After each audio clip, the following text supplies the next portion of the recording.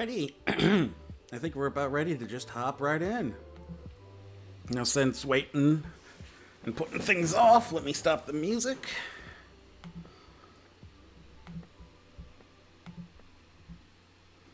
And then let me get the game going.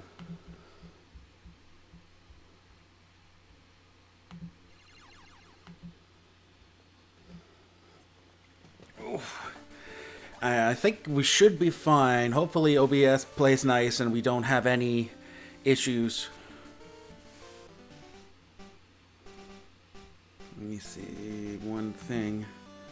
Is there a way to...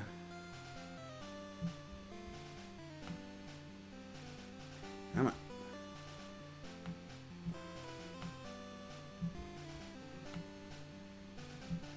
Come on.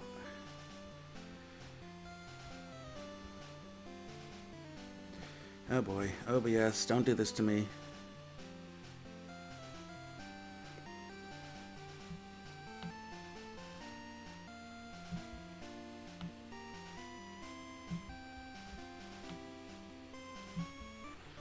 Alright. That's fine enough. Alright, I'm not gonna mess with OBS. Let's get things started. I also just realized while I was setting up that I could also have Aerodactyl as my rock type. Though I think that puts me at... It depends on how much risk I want to put myself at, because... here comes the fun part. Because you end up with either... I think both ways you end up with a weakness to ice. Be it through ground typing or through flying typing. And... Ooh, sweet, a nugget. And the other way, you also end up... I mean, with both... with either fossil, you end up with a weakness to electricity. Another moonstone. Let's get this here. Give me the thing. What do you do?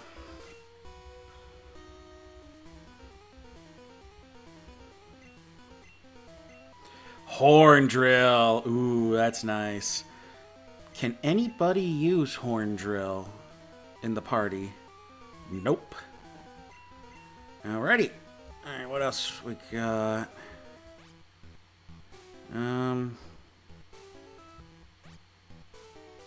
I know there's a couple of things, I think, down in the bottom right.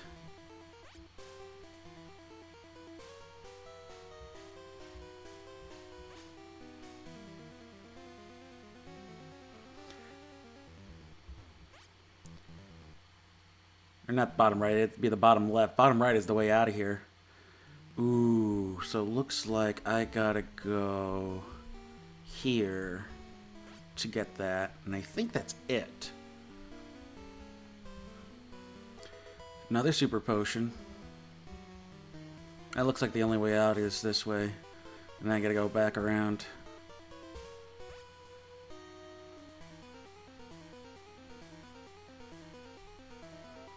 I think that's everything.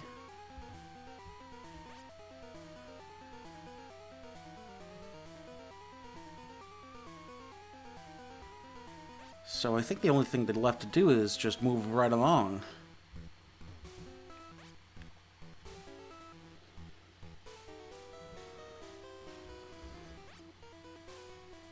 And there we are. Anything up here? I think we need the elevator key for that. What's up? Why did you come here? Why did any of us come here, really? Oh, crap, I just realized my thing is wrong.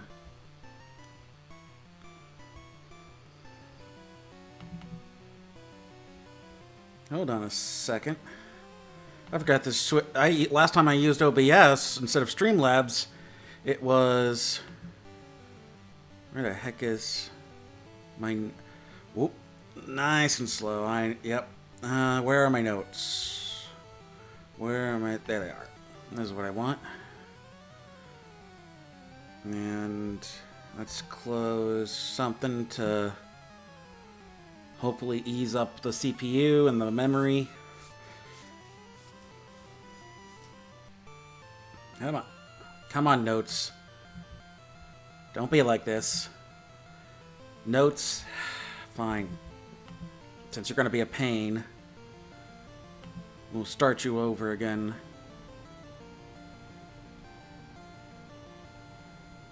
Okay. And we want... Where is it? There it is. So we want this one.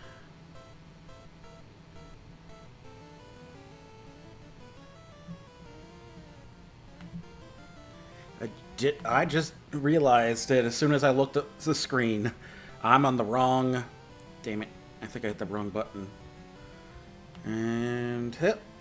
And okay. There we are. Back to normal. Okay, so let's make ourselves a little bit bigger. And there we are. I think that's okay. I shouldn't be in the way. If I need to shrink myself down, let's do that now. Shrink a little bit so that the badges aren't covered up eventually.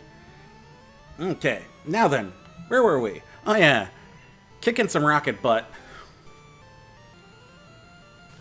Should be able to handle this stone cold. Do a screech. Oof. And then let's bind it. And let's bind it. There we go. That's not great.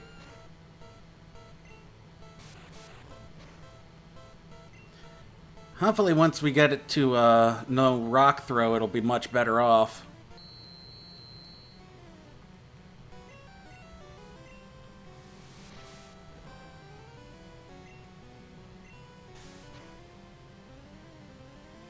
Oof, that was a crit.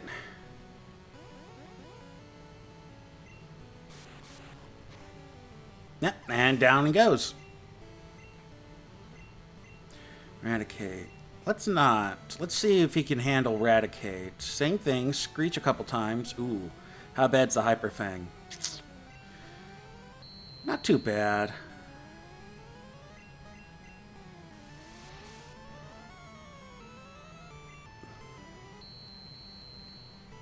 And let's try binding it.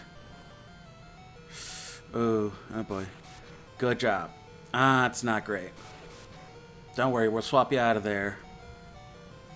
Who are we putting in? Who's got Foxy, you should be fairly good, stocky with the defense. Yeah, there we go. If nothing else, you've got the HP. Now, how about that bubble beam? Down he goes. Nicely done.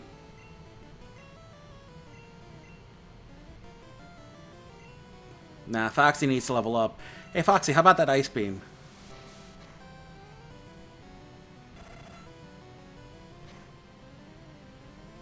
Nicely done. You love to see it. This one we can swap out for. Who? No, Foxy still needs to level up. So we'll do the bubble beam for this one. There he goes.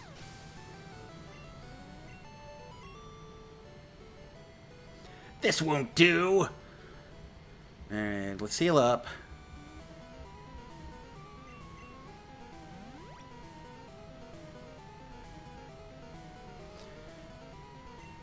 Man, if that doesn't show you the difference.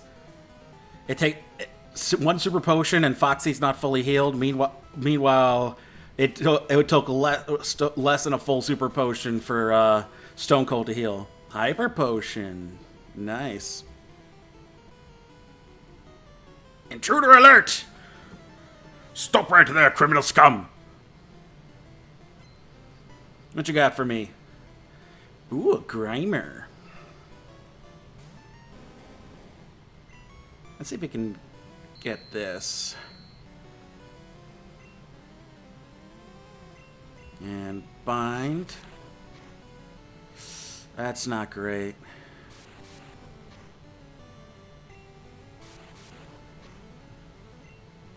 Oh wow, you gonna go the full 5? That's 4. Nope. Close though.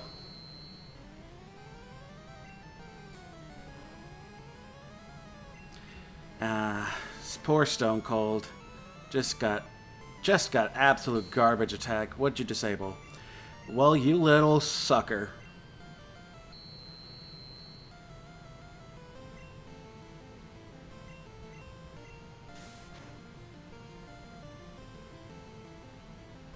You can't disable me when I'm already disabled.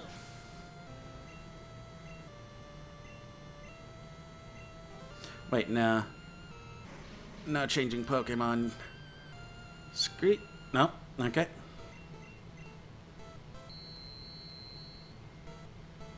There's one.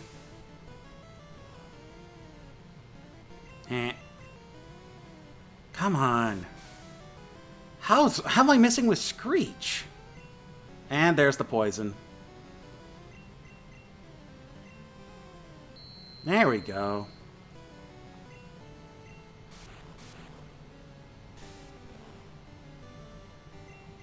I was just thinking.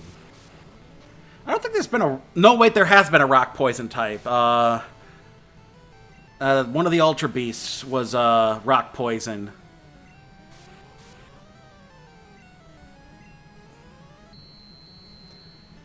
Because I just thought to myself, ooh, that would give that levitate, and you've got a really solid fighter on your hands. But at the same point, like, nah, that already is Nephilim or whatever. Nihiligo, the one from Sun and one of the first Ultra Beasts they introduced was rock poison. How are you so bulky?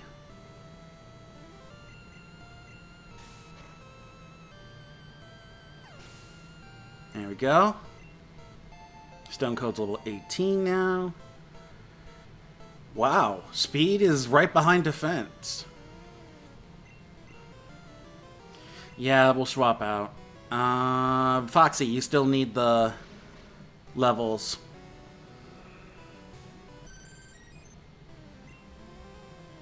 Let's make it quick. Ice Beam. Oh, you little bastard. And finish it off with a tackle. I said finish it. There we go.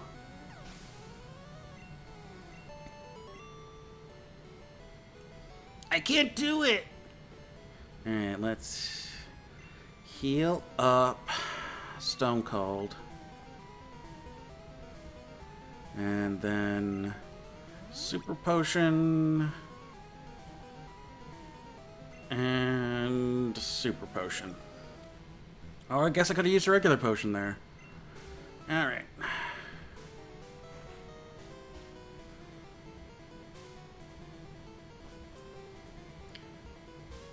Don't need the card key. Yeah, that's what I thought. So is where's the card key? Oh wait, I gotta go down. Damn it. I gotta keep going down first.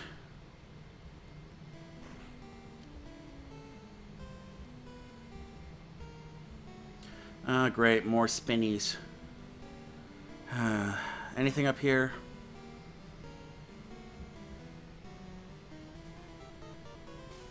Nothing so far. Okay, so let's go left first.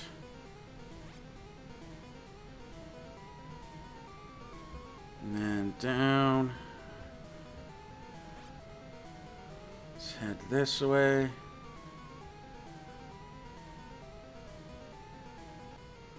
What's up with you? Stop meddling in Team Rocket's affairs. Stop getting in my way then. Like, I'm just minding my own business. You guys are the ones that keep showing up everywhere.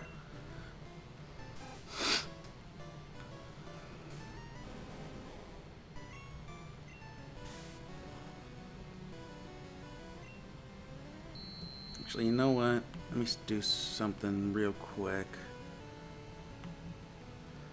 There we go. Let's see if that... The heck? It's weird. Alright. That should help with things. Alright. One more screech.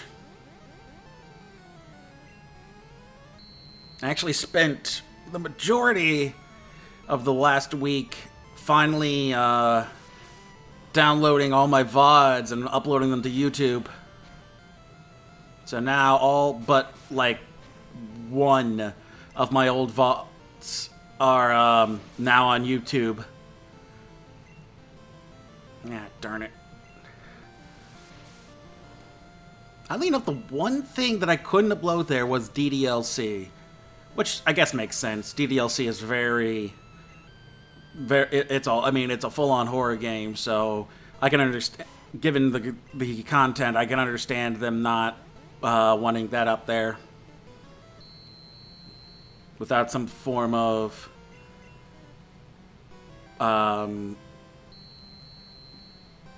protection, I guess.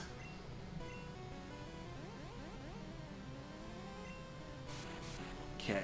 How you doing against Raticate? Ooh, not bad if you can get more than 2 off. There's the 3. Nope. That's it.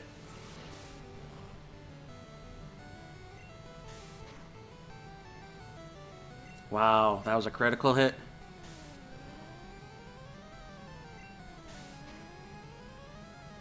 There we go. That's more like it. Level 19. There's Rock Throw. That's what I was looking for. Ooh, yeah, we're going to swap out with Drowsy. Foxy, get in there.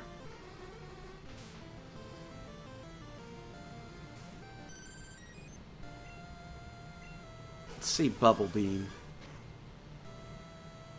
That's not too bad.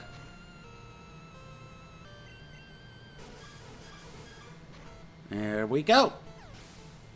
Down with Drowsy. And there's Foxy's level up. Oof, take it down. Alright, let's heal up. Don't worry, Stone Cold. You're getting better. Once we get you close higher in level, you'll be doing okay. Let's see. Am I missing anything? Is there anything else down here before I go further down? Yeah, there's a thing here. Ooh, rare candy.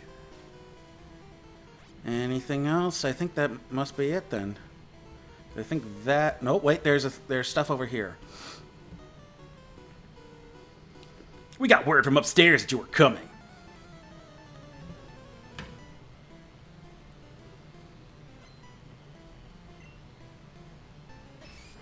Ooh, Mechip.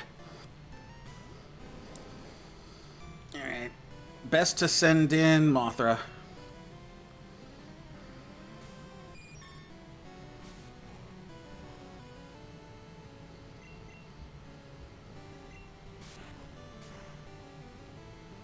I guess it would have been better to send in Sleepy Time.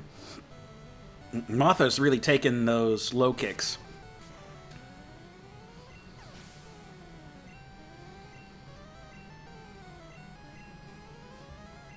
Keep him there, Mothra. Why not? Hey, how about this? Put him to sleep. Okay, you want to poison him instead? There we go. Wow, he really doesn't he know Karate Chop? Doesn't he start with Karate Chop? I'm pretty sure he starts with Karate Chop. So why spam the low kicks?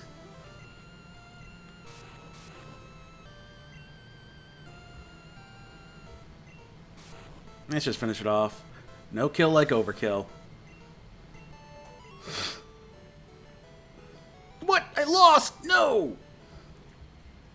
Alright, where's my regular Aris potions? Oh no, I only got supers. Okay. What's back here? What do you got for me? TN10. What's that all about? double edge. Oh, I got double edge this early? Oh, who should I teach it to? I'd probably better off saving it for a normal type to get that stab bonus.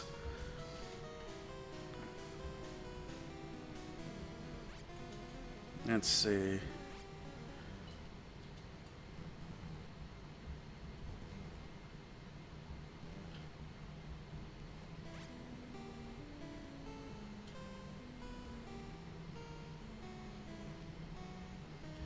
Okay, head downstairs one more time. Oh, wait. Does no, Stone Coat's good.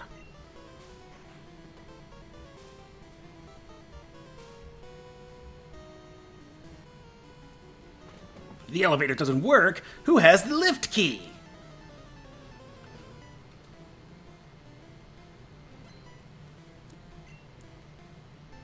There's coughing. Okay, now let's try out this. Now let's try out your rock throw with stab. See how that goes. Eesh, not great. Your attack is still Garbo.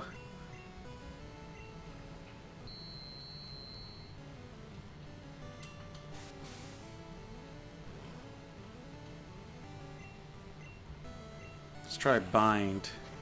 See if that's any. Not great. Wow, I did not realize coughings were this tanky. Coughing might not be a bad idea for the team.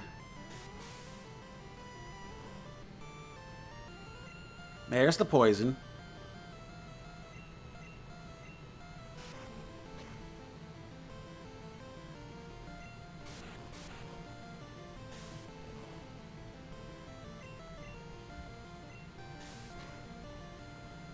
Should have stuck with the rock throw. That had stab.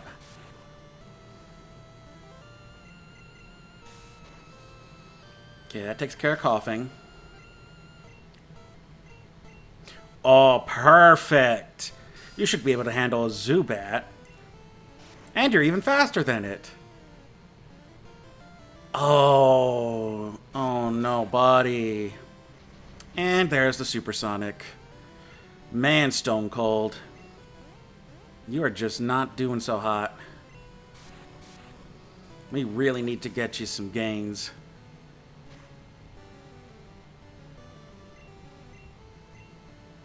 Yeah, at least you're not confused anymore. Oh, come on! Oh, good. And he knows Confuse Ray. Great. Well, at least it won't do much damage. It's the one upside of you being such a weakling. Ay vey. There's the bite. And there we go. No longer confused. And finish it off. There we go.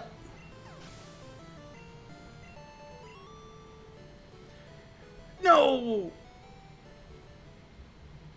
Okay, antidote. And super potion. I'm running low on super potions. So hopefully this isn't much, that won't take much longer. TM2. Which one was that? Nope, that's not what I wanted. TM2. Razor Wind. Problem is that's an attack. That's a 2-turn attack type, and I don't know who that would be good for. Oh, hello. HP up. Save that for the Elite Four. Okay, anything this way? I think I gotta talk to you to get the key, right? Oh no, I dropped the lift key. And yoinks. Got something to say for yourself? Oh no, I dropped the lift. Nope. Alright, head on up.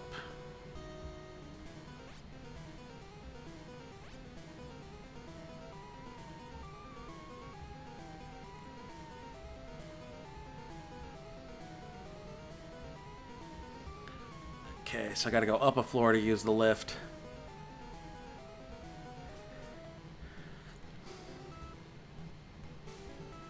Man, I'm surprised no one noticed how much digging they did for this. Because you think about it, they were building the game corner. Like, did nobody notice how deep they were digging for the foundation of the game corner? Or did they do the or did they build the underground base after they built the game corner? In which case, they would just be hiding the construction noises under the sound of the games. Let's see, I think it's this. Nope, damn it.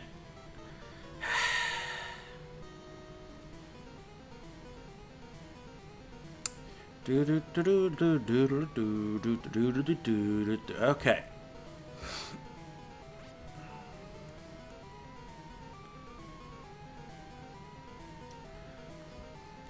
Okay, and over.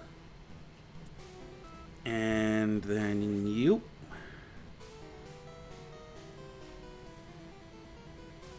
And then down. And down. And then top. Down. There we go.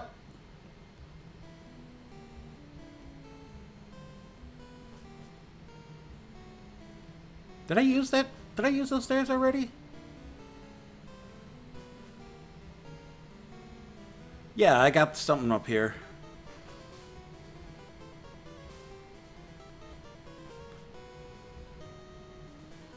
Let's see, we want basement floor 4. Floor 4. Okay.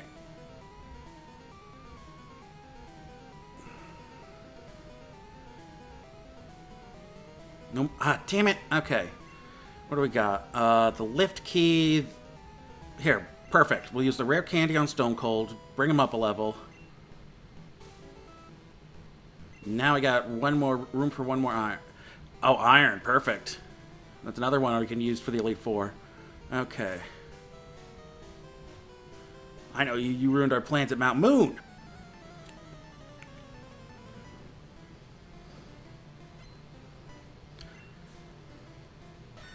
Uh-oh, Sandshrew. I don't think I'm going to have enough PP for this, so let's just make it easy and send in Foxy, who can just blow it away with bubbles. I don't know if he can get through the sand thrown in its eyes.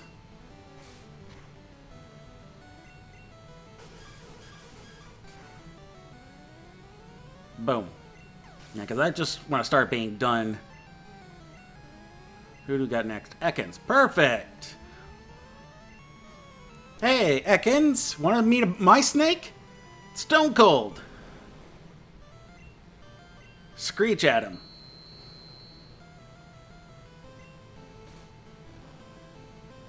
Oh no, you bit into my rock-hard skin. Stone Cold, you're embarrassing me. Please, please, come on. I'm just asking you to throw... Stone Cold, I am asking you nicely. Please just throw rocks at this tiny little snake.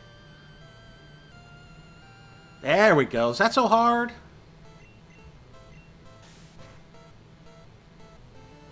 Bada bing. Sand Slash. Let's get you the point. Let's get you some points there, Stone Cold. But we definitely want Foxy handling this.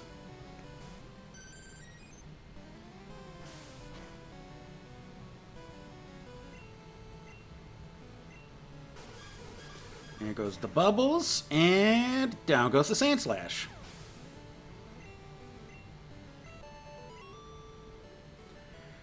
Burned again! Okay. Heal up Foxy. And let's take care of you. How can you not see the beauty of our evil?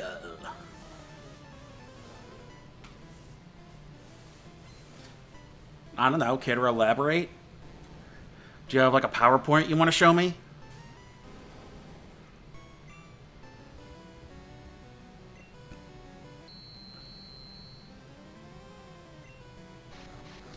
Oh no, you're wrapped around my rock hard skin.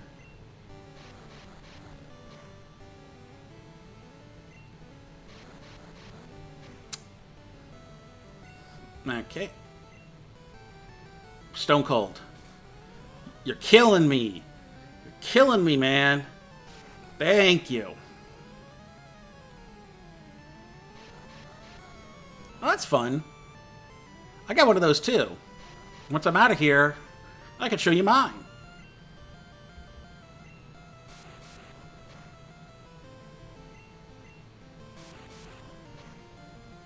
One more. Boom. Down he goes. Yeah, let's just swap straight out. Foxy, take care of it.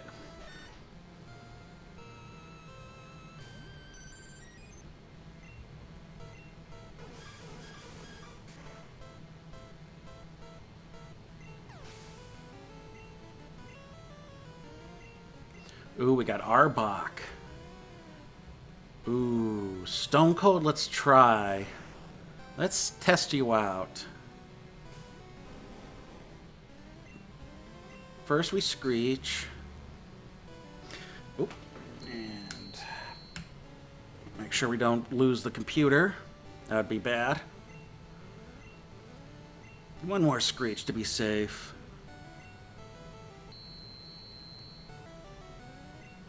Okay, rocks. Nope. First we gotta wait for Arbok to be done wrapping me. What am I, Christmas present?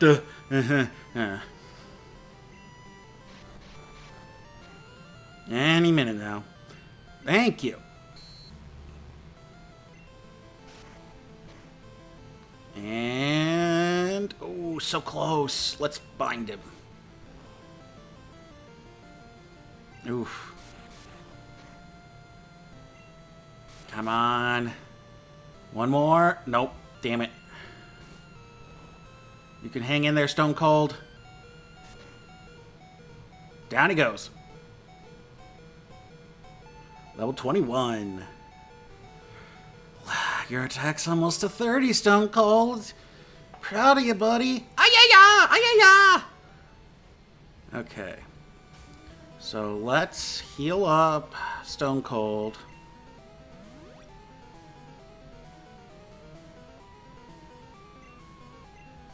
And here we go. We're fighting Giovanni. So, I must say, I'm impressed you got here.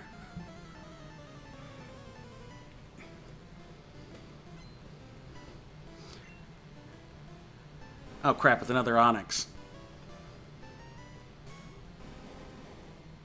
Nah, we're not going to do an Onyx fight. Foxy, get in there.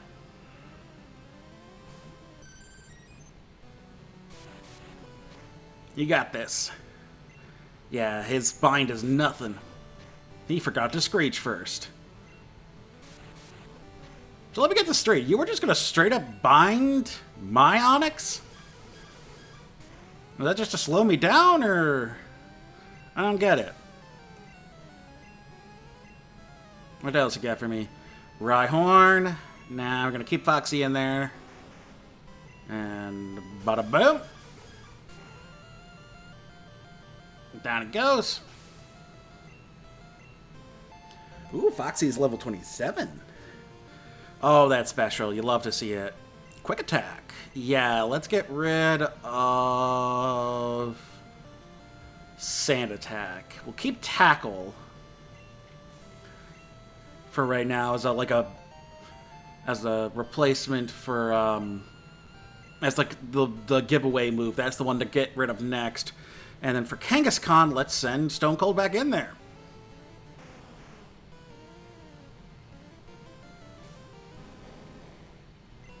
Screech.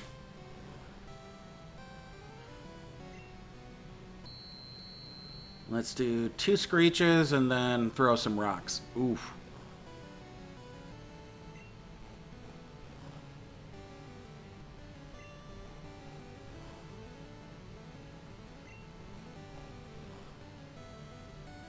Come on. Wow, just going the full mile. Yeah, all 5 times. And... oh, that crit. Here, let's see about bind. Let's see about rock. Throw some rock. Oh, guard spec. Okay. Critical hit. Oof. Let's try bind. Oh no, it's raging. Oh no, it's raging. What have I done? I've killed him.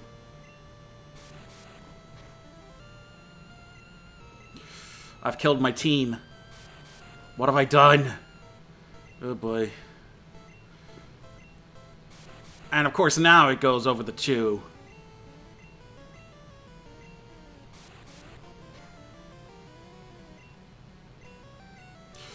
Screech? I mean, you're still... oh no, it failed. There it is. Good job, Stone Cold. You did your best. Alright, Mothra, I got an idea. Put it to sleep. It's faster than you. Shit. Okay, good, it's asleep. Perfect. Now, confusion. Let's just knock it out as fast as we can. Oh boy.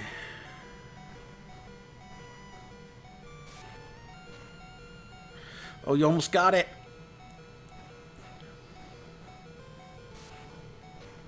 Good job, Mothra.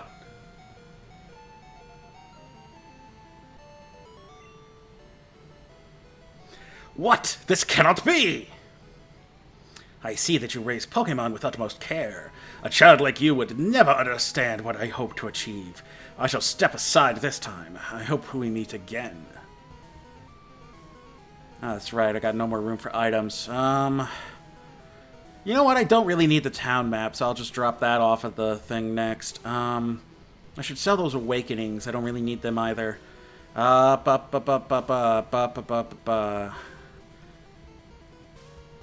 do I got? Do I have any more? Yeah, I got one more super potion. Let's just use it up so that the slot is open. Yeah, I definitely needed that self-scope. That's for Lavender Town.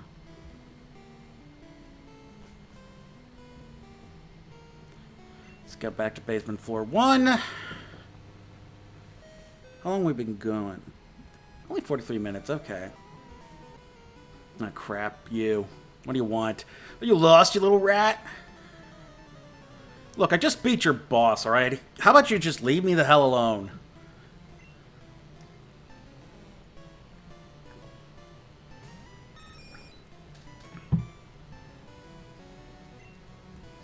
Alrighty. Fly on up. And Spaboosh. Oh, you're a toughie. What? Oh no, not my quick attack. Here, how about we gust? Oh, you little sucker.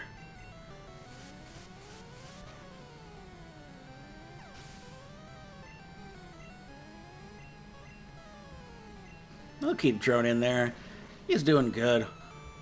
Fly on up.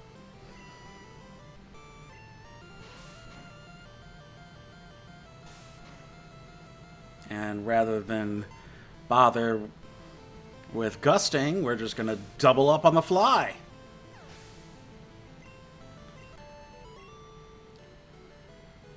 Why? Because you got in my way, asshole. That's why. I was on my way out the door. If you excuse me, I gotta go heal up my team. I also need to start thinking about how to defeat Koga. I was thinking about teleporting right to the Pokemon Center when it's literally right here. Okay, let's heal up. Now, for Koga... Butterfree... If we can get Butterfree to learn Psybeam, and we can get... Who else? Who else do I got with me? I think that's the thing, is that I do need...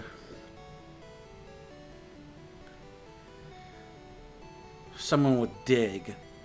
So actually, I might be... Well, here, first off, I need to deposit some stuff. Deposit a town map. Deposit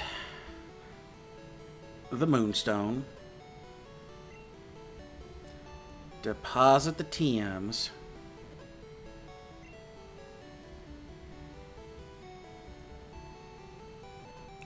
I'm trying to think.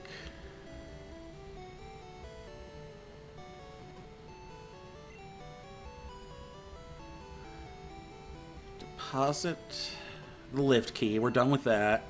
Can't do anything with that anymore. And the iron. Then we'll sell the nugget, get some more potions.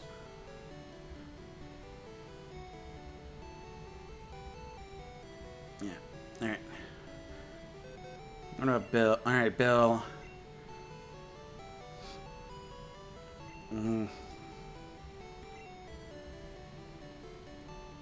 Okay, Bruce is a Zubat. He might come in. He might be in handy, but he's so weak and he doesn't really learn anything in this gen. Abra, Hans, Storm, Venom. Venom might actually be pretty good. Puddin', nah. Barry. Problem is, who would I swap out Venom for? Because I'd swap out Venom for Stone Cold, but Stone Cold has a higher defense.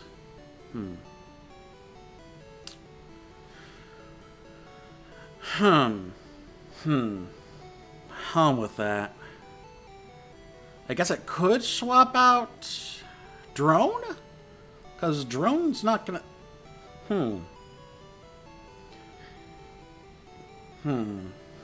with that.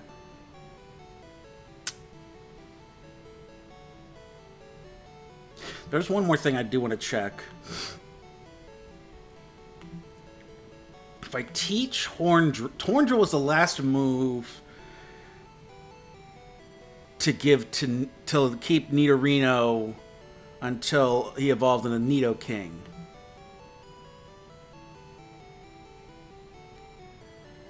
So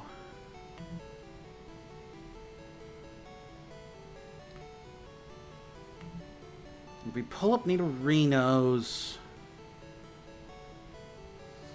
move list from this gen,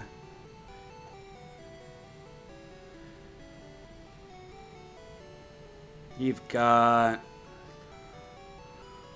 Oh no, his last one's actually double kick, so Horndrill... It'd be better to keep Horndrill as a TM. So we wouldn't be even evolving until level 50.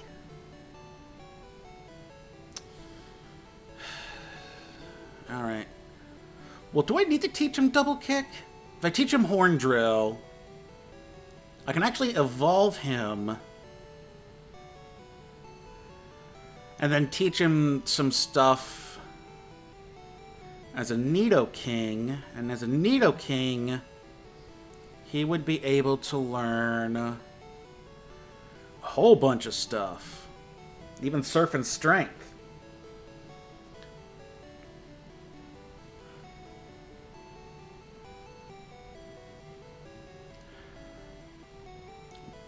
Wait a second. Is he too high up? Because Nidoking learns Thrash. Let me check release again. Where is he? Venom? Venom is one level away from learning Thrash as a Nidoking. So, if I evolve him with the Moonstone and then teach him Horndrill, then we can focus on... Then he can have Thrash, Horndrill. He'll need a Poison-type move. I think the only Poison-type... Unfortunately, I think the only Poison-type move he can learn is Poison, Sting, and Toxic. So actually, I'd be better off making him into something else. Well, here, let me... let me see.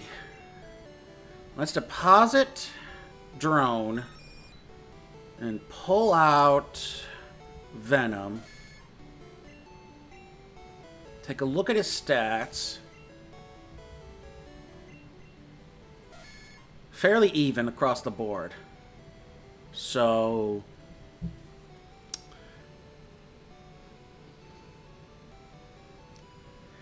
what would be best to teach a Nidoking?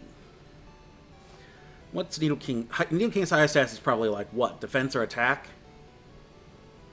Attack, yeah. He's not. I do want to teach him. I would want to teach him Earthquake. I could forgo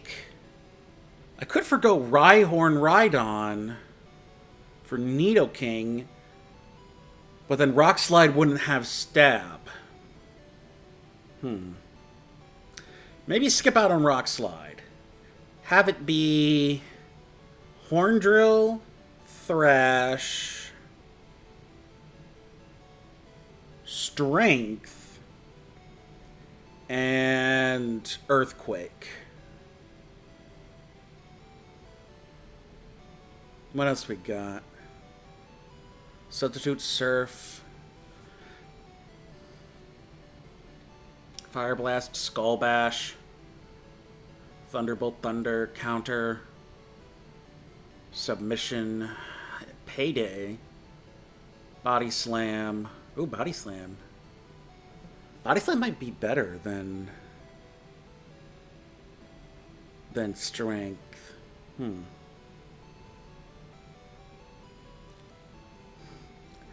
Actually, instead of Horn Drill, I could teach him Mega Punch.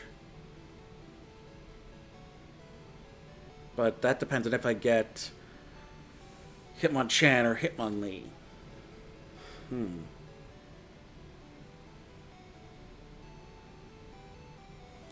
I could... Ooh, he can learn Double Edge.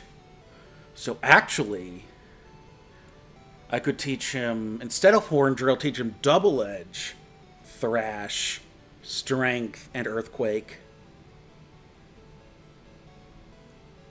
Because this gen doesn't give him a lot of Poison-type moves, so he can't use that.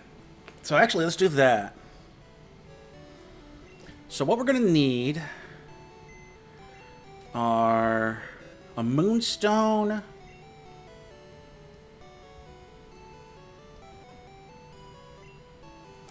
we're going to want TM10, which I just got.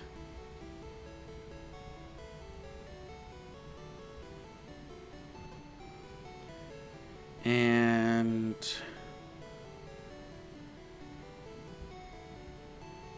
Hyper Beam might be something to save up to.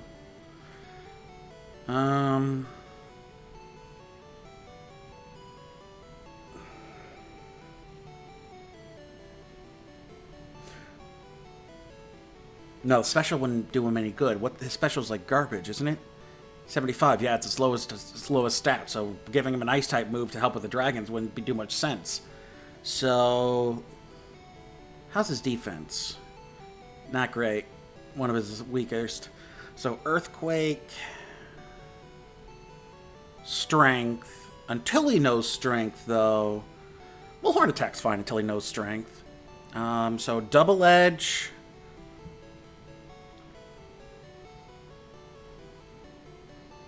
Double Edge, Earthquake, Thrash, and Strength. Okay. So I think that's all we need. So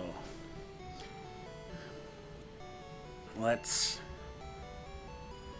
see the boy.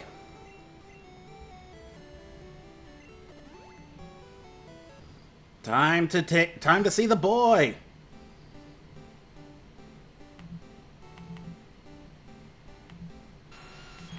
Oh, look at the boy. Let's get the boy in the party.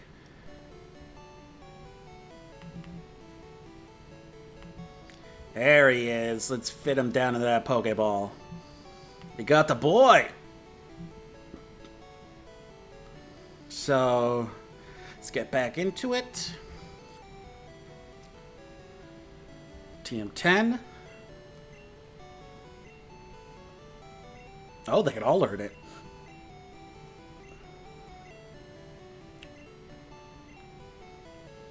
We'll get rid of Leer for Double Edge. We'll get rid of Tackle for Thrash, and we'll keep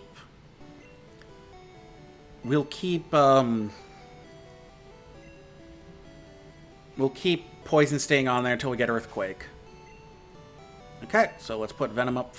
Let's put Venom behind Stone Cold, and actually, let's see if we can get a Porygon. Okay, the deal is, if you go to believe this, let me look up the gimmick. So,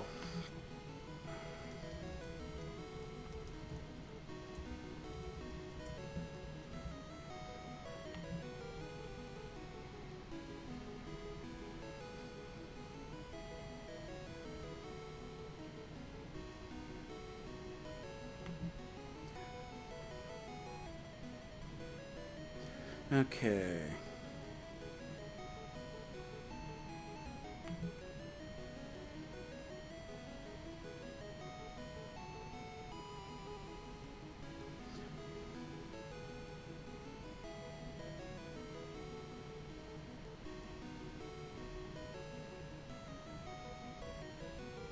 People are saying to use glitches.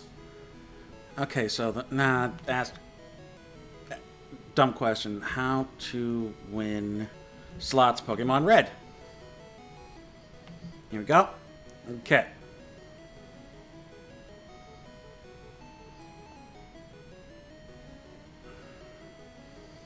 You play each machine 4 times, and if it hits 2 or more, then stick to that one because it's probably not.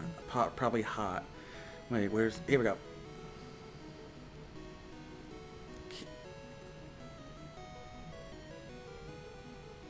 Enter the Celadon game corner. Play the slot machine in the bottom right corner 5 times. If you didn't win at least twice, leave. Repeat steps 1 to 3 until you win at least twice. If you win more than twice, keep playing until you enter what is dubbed Super Lucky Mode. Game assigns... When you get 3 bars or lose 5 times in a row, the Super Lucky Mode is over. Exit the building. Okay. So let's try this out. So bottom right. Okay, we're gonna do 3, so... No, okay, that's 1.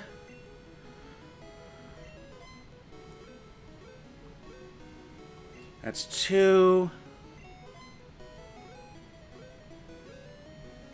That's 3.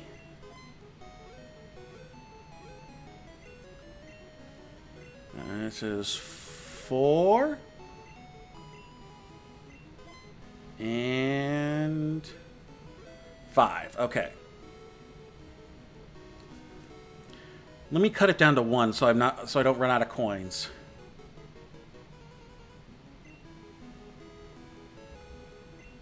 So 1.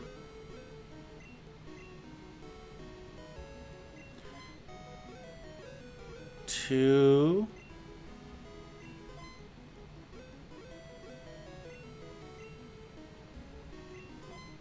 3.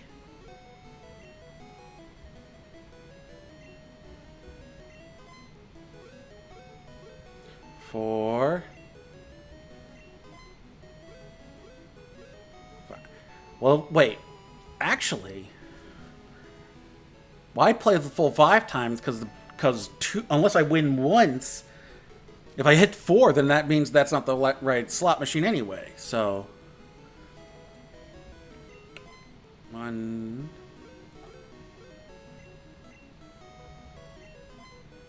2. There's 1. Okay, that's 1 win.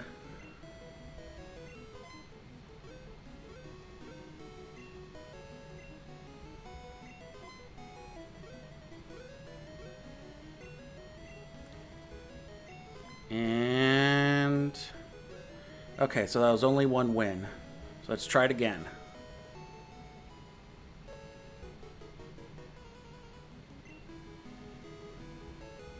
So 1,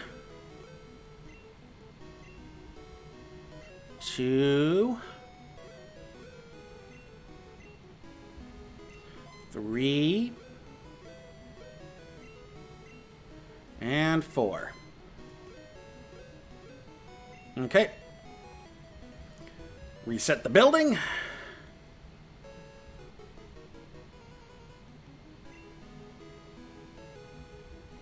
One.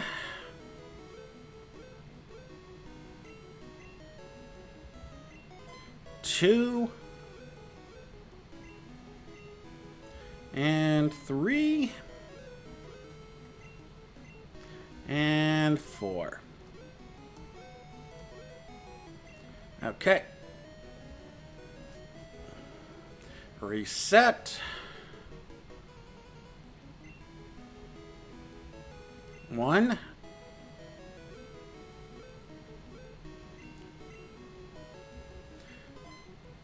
2.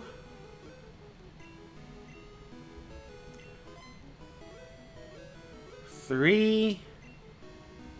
And 4. Reset. Gonna be a long night, folks. I'm gonna see if I can get anywhere near close to a Porygon.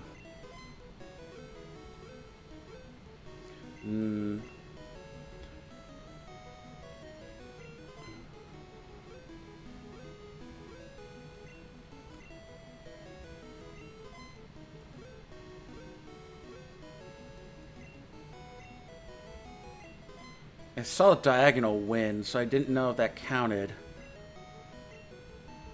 One more. Okay. Reset.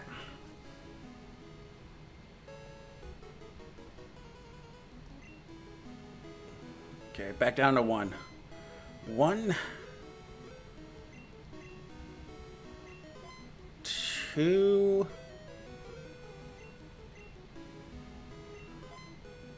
3. Oh, there's a win there. 4. 5.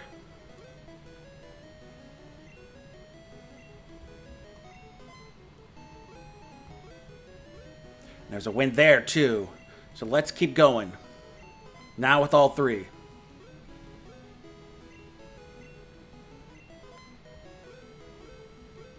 No. Come on, don't do this to me. You can do it. I had a hot one. There were lines across it.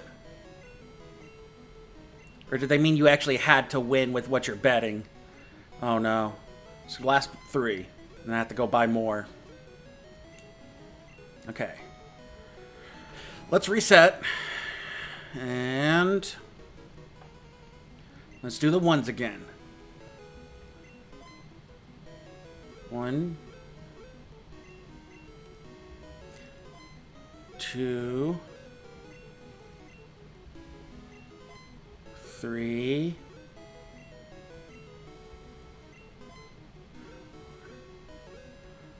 4. Okay, now I gotta get more coins. Oh wait, before I go get more coins, let me go sell. Sell and get those potions ready. I have a feeling I'm gonna be here a while.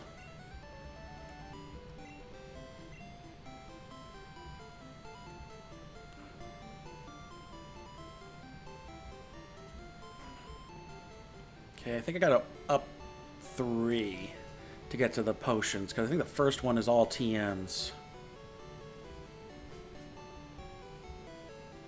You potions? Well, first of all, I want to sell. Get this nugget off my hands.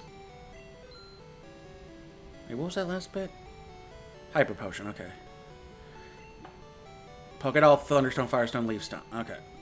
Not you. So let's go up 1 more. You sell potions? Wait, I think I went down 1. Shit.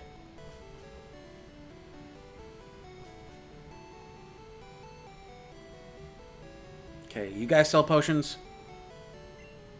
Yep, okay, that's the drugs. Do you sell potions? Nah, it's the X's. Shit. Okay. Here, let me go back down to 1. Or 2, rather.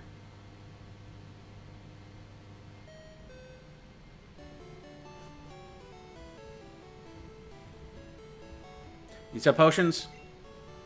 Great ball. Here we go.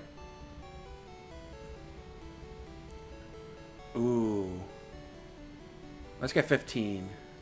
That'll leave me with enough money to... Oh, actually, while I'm here, let me sell those awakenings.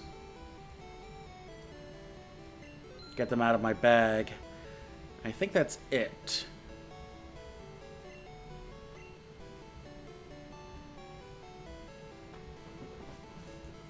Alrighty, let's head back to the game corner. And get a new set of coins. Do you give me anything? I blew it all at the slots. I knew I should have cashed in my coins for prizes. Let's check my prizes again. Here's Tayent. Abraclefairy need Arena. Dratini Scyther Porygon. Dratini's at 2,800. Okay, I'll remember that. And then the TMs. Substitute something or another and another thing. Okay. So first off, let's get more coins.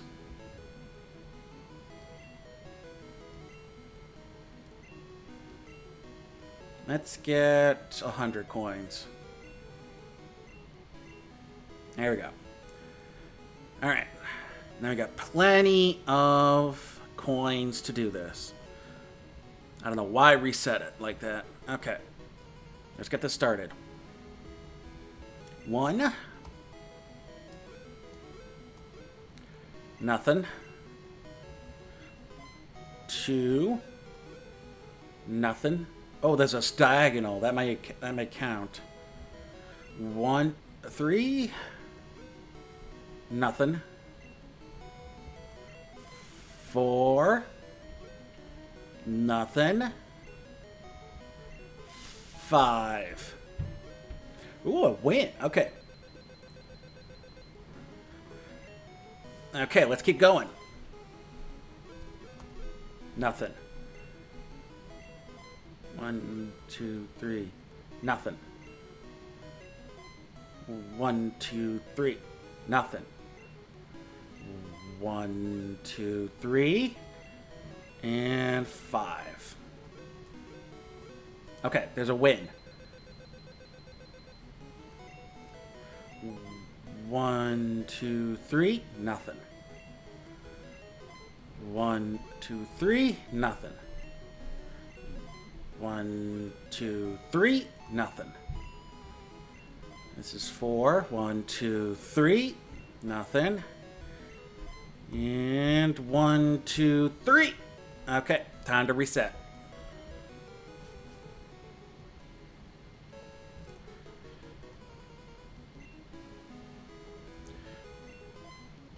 One, 2, 3. Nothing. 1, 2, 3. Nothing. 1, 2, 3. Nothing. 1, 2, 3. Nothing. This is 4, I think. Okay. Reset.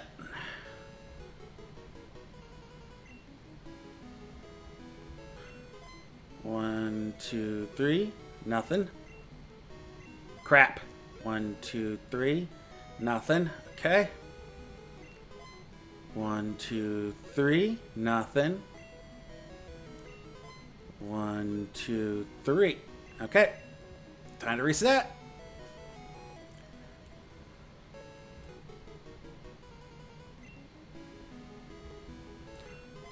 One, 2, 3. There's a win there. 1, 2, 3. Nothing. 1, 2, 3. There's another win there. Okay.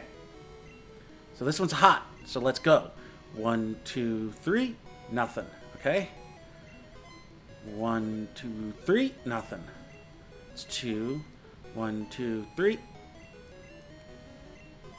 1, 2, 3. 2, 3. I forgot if that was 4 or 5. Okay, so this machine wasn't hot. Shit.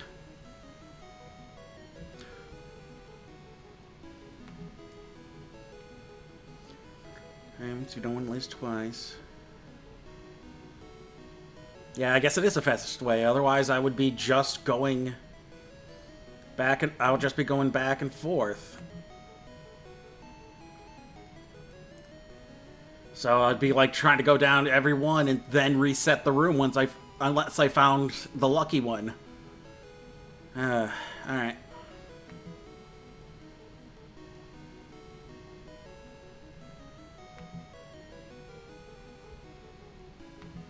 Let's get back at it then. Time to reset.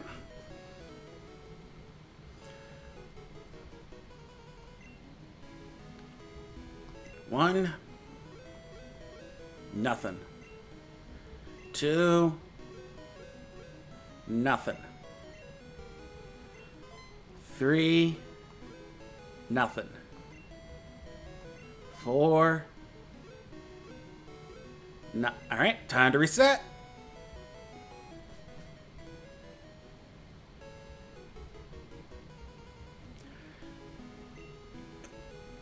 God, this must look insane. 1, 2, 3. Nothing. 1, 2, 3. There's a win there. 1, 2, 3. Nothing. 1, 2, 3. There's a second win there. Okay. Why did I do it? Okay, let's try it again with the 3s. Nothing. It's 1. 1, 2, 3. Nothing. That's 2. 2, 3. Nothing. That's 4. No, it's 3. Okay, there's 1. Okay, there's a win. So that's 1 win. No, it's 1. 2. 3. There's 1. Resets. There you go. 1. 2. 3. 4. And 5. All right. Had a good run around it lasted.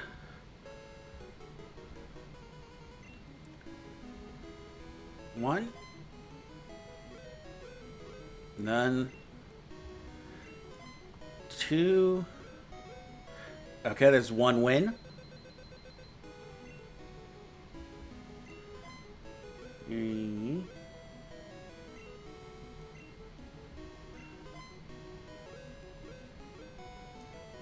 4. No, that one's not. This one's not it. Try it again.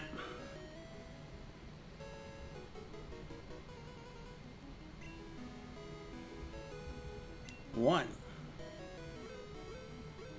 No wins there.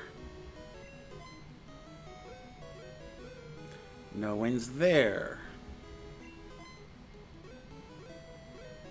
No wins there. And no wins there. Reset.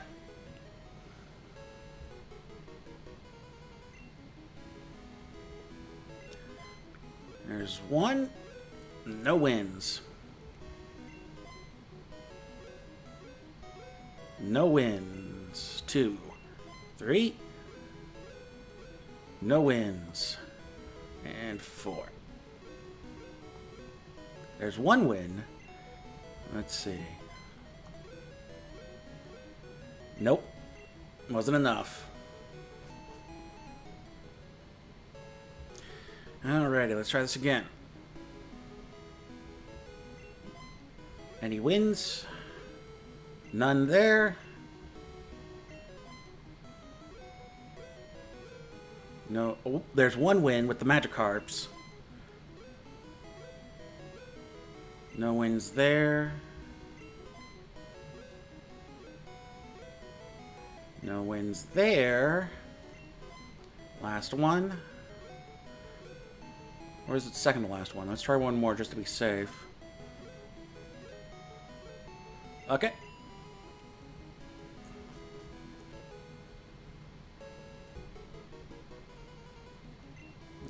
Okay.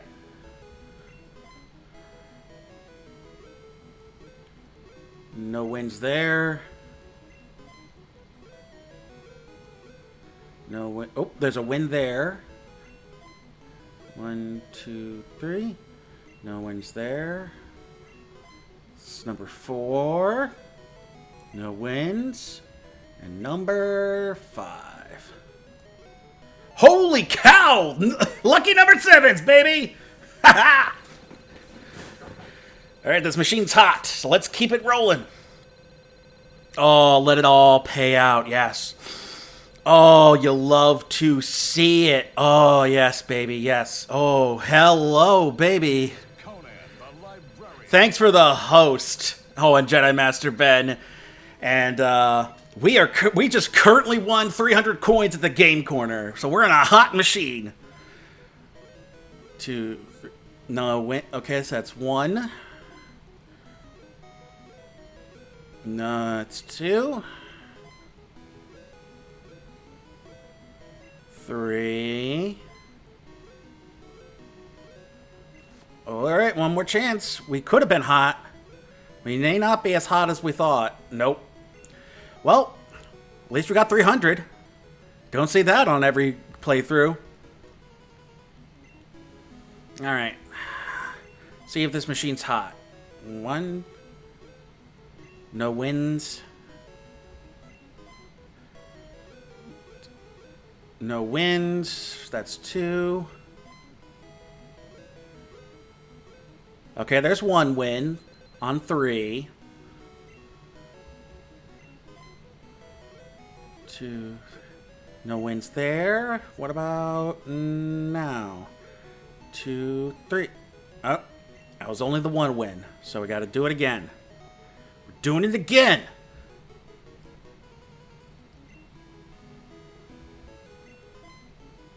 One.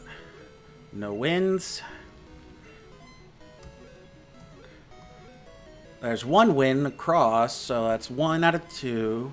3. No wins. 4.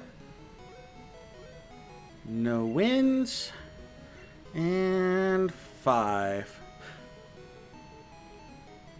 Oh, thanks. Yeah, I love Nash. Okay, that's 3. So let's keep at it. Yeah, I've been supporting Nash for years now. I love his show. 15 coins, baby.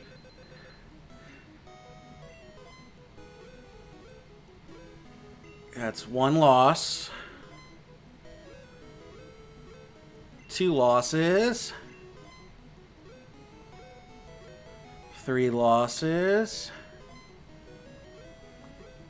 Yeah, basically, the idea is after a certain number, if you lose, your machine's not hot. So you have to reset the game corner by exiting and then check to make sure the machine's hot again. And it randomizes every time you leave. So there's 1. And then if there's no wins on the layout within the first 5 spins, then you're basically... If there's like 2 wins in the first 5 spins, your machine's good, and you should keep playing it. But otherwise, just reset the whole thing. And this is what we're doing until we can get a Porygon. There's one win. Aw, thanks. Yeah, I love doing the Dungeons and Dragon types. That's such a fun thing. It sucks that we had to switch out. Okay, that's two, so let's keep it going. But it is what it is. Even though it wasn't like a issue of like people were paying for it, it was free. But I guess, I mean, that's just how copyright works. You gotta trademarks more than copyright, I think. But yeah, it's a pain in the ass. All right, if they don't win here, we gotta restart. All right, well shoot, gotta reset.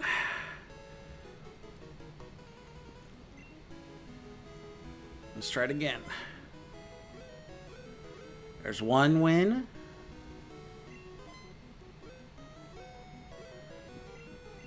That's two. That's three. Four. One more to go. Nope. Alrighty.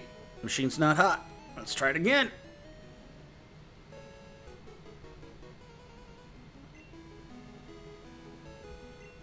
Let's see what we got here. One. There's a win up top, so let's see. And there's a win. Oh, 2 wins in a row.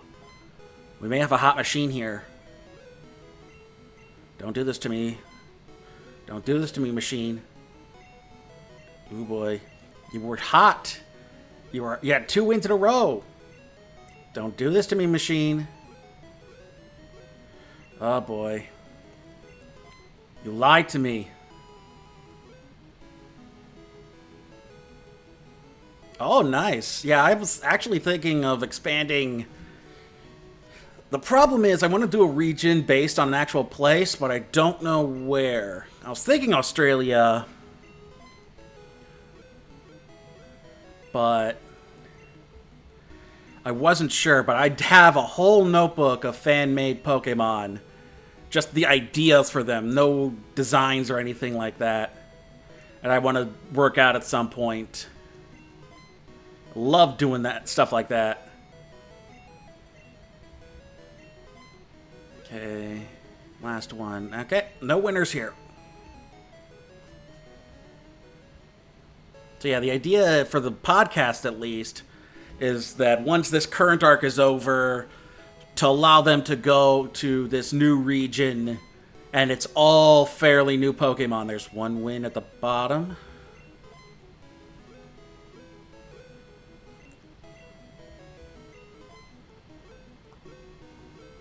Okay, that's 3. Oh, we may have one here. Let's find out. 1. None. 2. 3. 4. There's a win. There we go. That's 1. So we start over. 1. Oh, you'll love to see it. Cherries lined up. 1. Oh, yeah. Canada would be great, too. I think that's the thing is... I mean, just having New Zealand alone, you'd have basically all the biomes you'd need for Pokemon. So you could just do... Holy cow. There we go. Now we're talking. Now we're talking big money. But yeah, you could also do Canada for like a very ice-centric for the northern part and then normal stuff. And then I think Alberta has some area that you could use for the desert. I mean, heck, I thought of one for Ohio here. But I mean, it's not quite... Doesn't fit all the biomes. Yeah, now we're on a hot machine, baby. Now this is pod racing. Oh, you love to see it.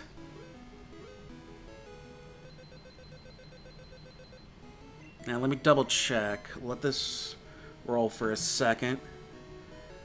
Let me double check this. 3 bars or lose 5 times in a row. Okay, so let's just keep the ball rolling, baby. Oh yes, just keep it going.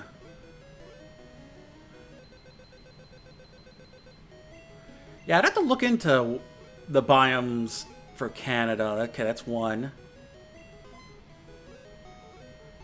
Oh, start over.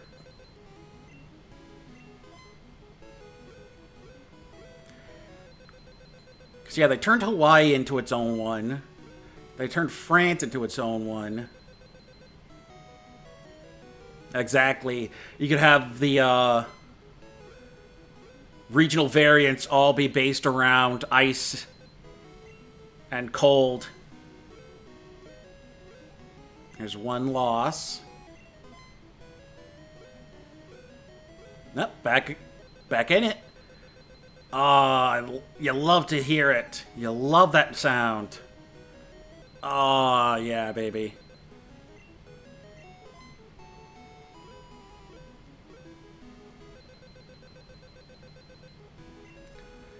And I mean, that's exactly. So, I mean, like, the northern parts would have all the ice variants. But then in, like, Alberta, you would have the more desert environment for people to travel through. That's 1 loss. I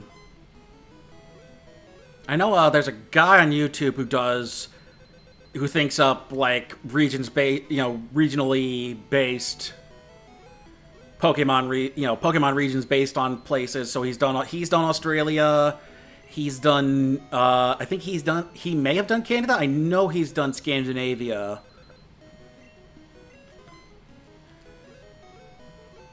That's 1 loss. 2. Ah, yeah, baby. Back on it.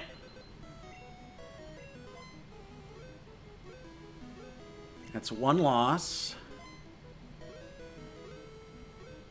2.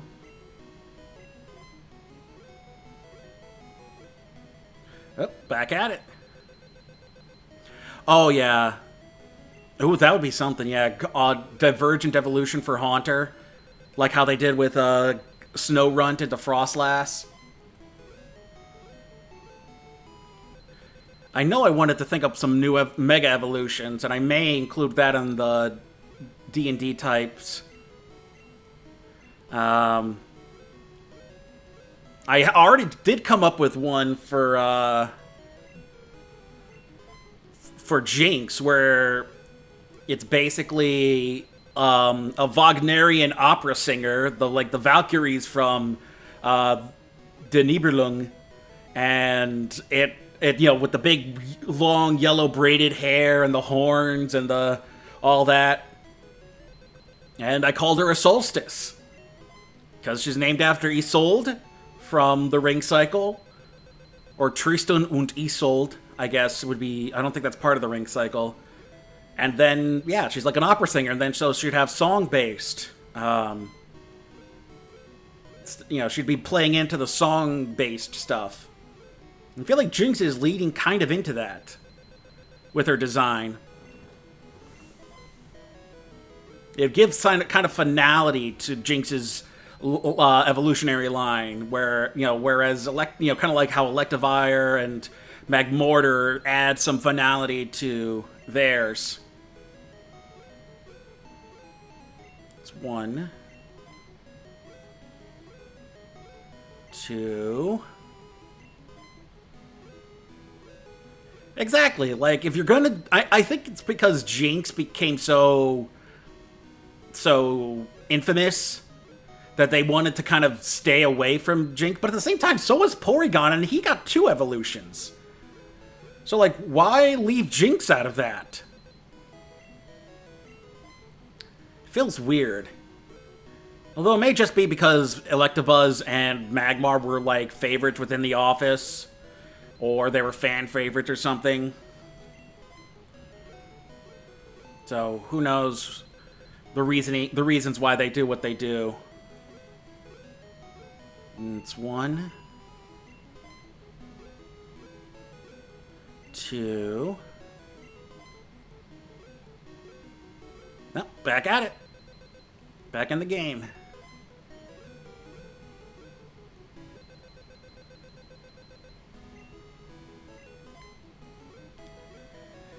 But yeah, I had starters lined up. I even came up with an idea for a bird version of Eevee.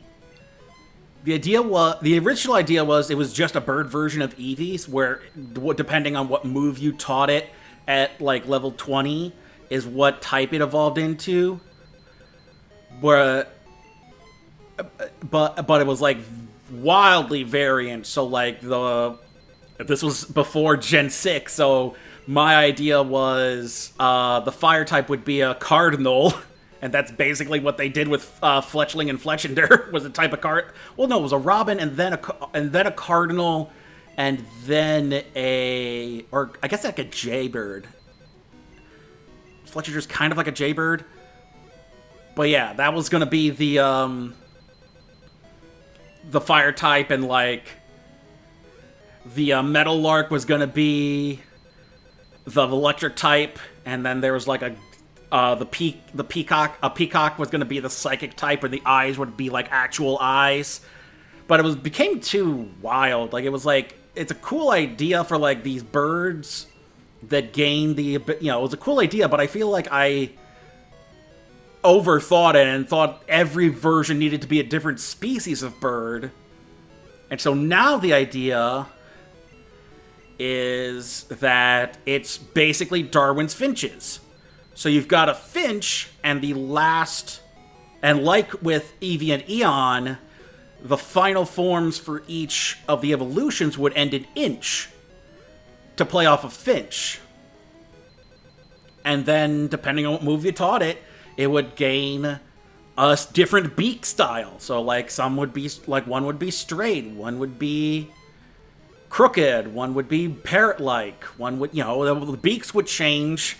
And so would the plumage. And so it would be like, and it would basically tie into actual evolution.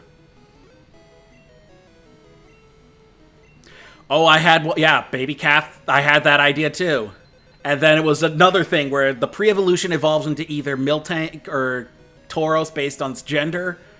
And then Tauros and Miltank became Minotaurs, essentially. I have no idea if that would work or if it would make it too, like, close to Nidoking, Nidoqueen in that sense. Like if you turn Tauros, I think just the calf that evolves into either Tauros or Miltank would work fine. You don't need to add an evolution to Tauros and Miltank since they're already pretty strong. Save the evolution for Pokemon that could use it, like Quillfish. Okay, this is number 4. Oh, we might be... Oh yeah, make it like a Tyrogue, and so much for that. That was a good run, though.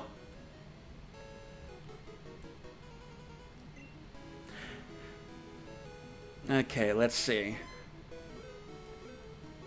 Oh, that's 1 win.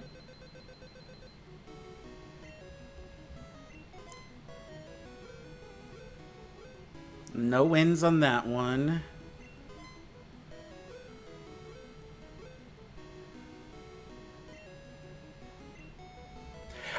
Now that I think about it, there should be like a Tyrogue,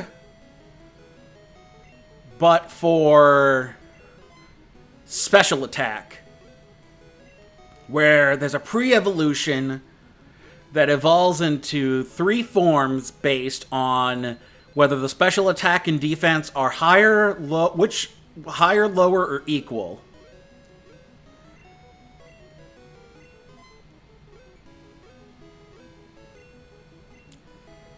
I'm surprised they haven't thought of that. Or maybe they did and they couldn't figure out a good design for it. Okay, there's another win. So reset the clock.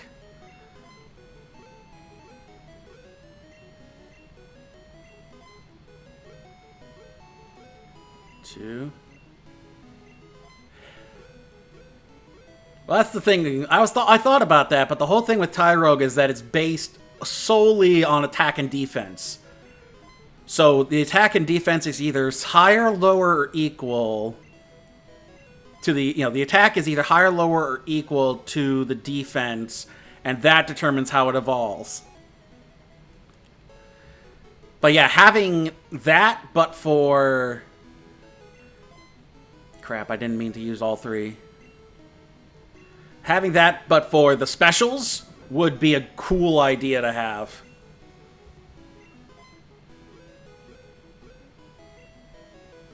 Now that I think about it, why don't they do a Tyro but for Salk and Throw? Like, if Salk and Throw are stuck and they're just going to keep them around, why not give them another pre-evolution that also then evolves into a third evolution? But the problem is you couldn't really tie that to... Maybe you tie it to attack and speed? Because you can't really... Because they're not really special users. They're not special... they're not special... They're... oh, that bar. That would have been great. So that's one win.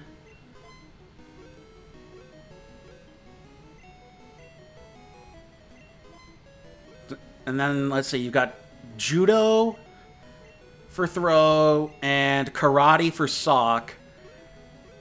I don't know what the third one would be. Maybe... Because him on top is Capoeira. I know that. Nope, this one's a dud.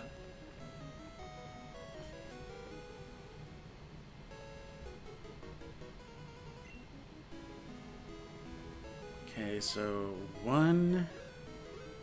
No wins. Oh, wait, no, there's a win at the bottom there, so that's one win.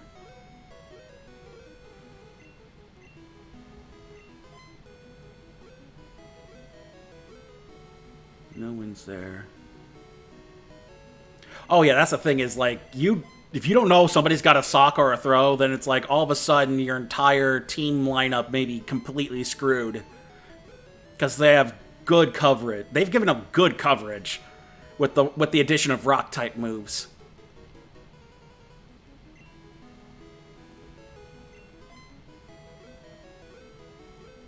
Nothing there. Nothing there. Oh, yeah, that throw when it's right before the cave.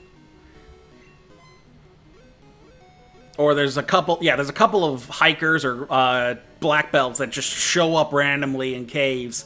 And they're just like, oh, by the way, here's throw. Have fun. There's one win.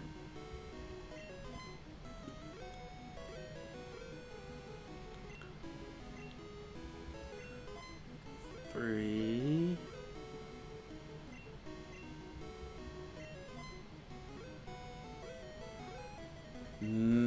There's the last one. I may have to reset it.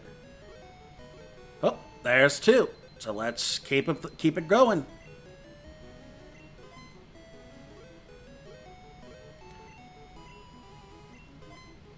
Two. Three. 4. And 5. Okay, so much for that.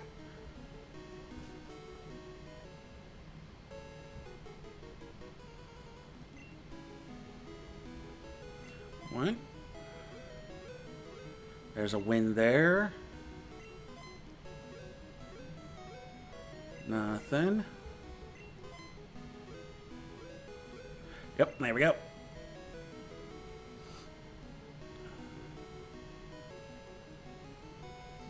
Yeah, that's the whole thing, is that thankfully now there's a bunch of way better fairy types. There's a whole lot more fairy types thrown in. With the addition of the last 2 gens. But yeah, especially in X and Y, by that point, if you don't have, like, Florges evolved, or maybe if you're lucky you catch a Snubble and get into a Grand Bull.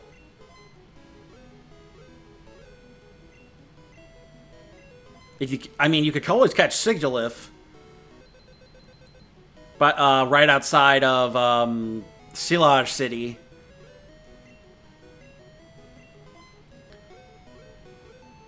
Sigilif is another one I kind of have an affinity for. I think it's because either an X and Y... It must have been X and Y, because I don't think I used Sigilif in Black and White. I had Sigilif I called Nazcul, Nazcul, which was a play off of the Nazca lines that the Sigilif are based off of, and the Nazgul from Lord of the Rings. And I think he did me up good in that playthrough. Really liked having him around. 3.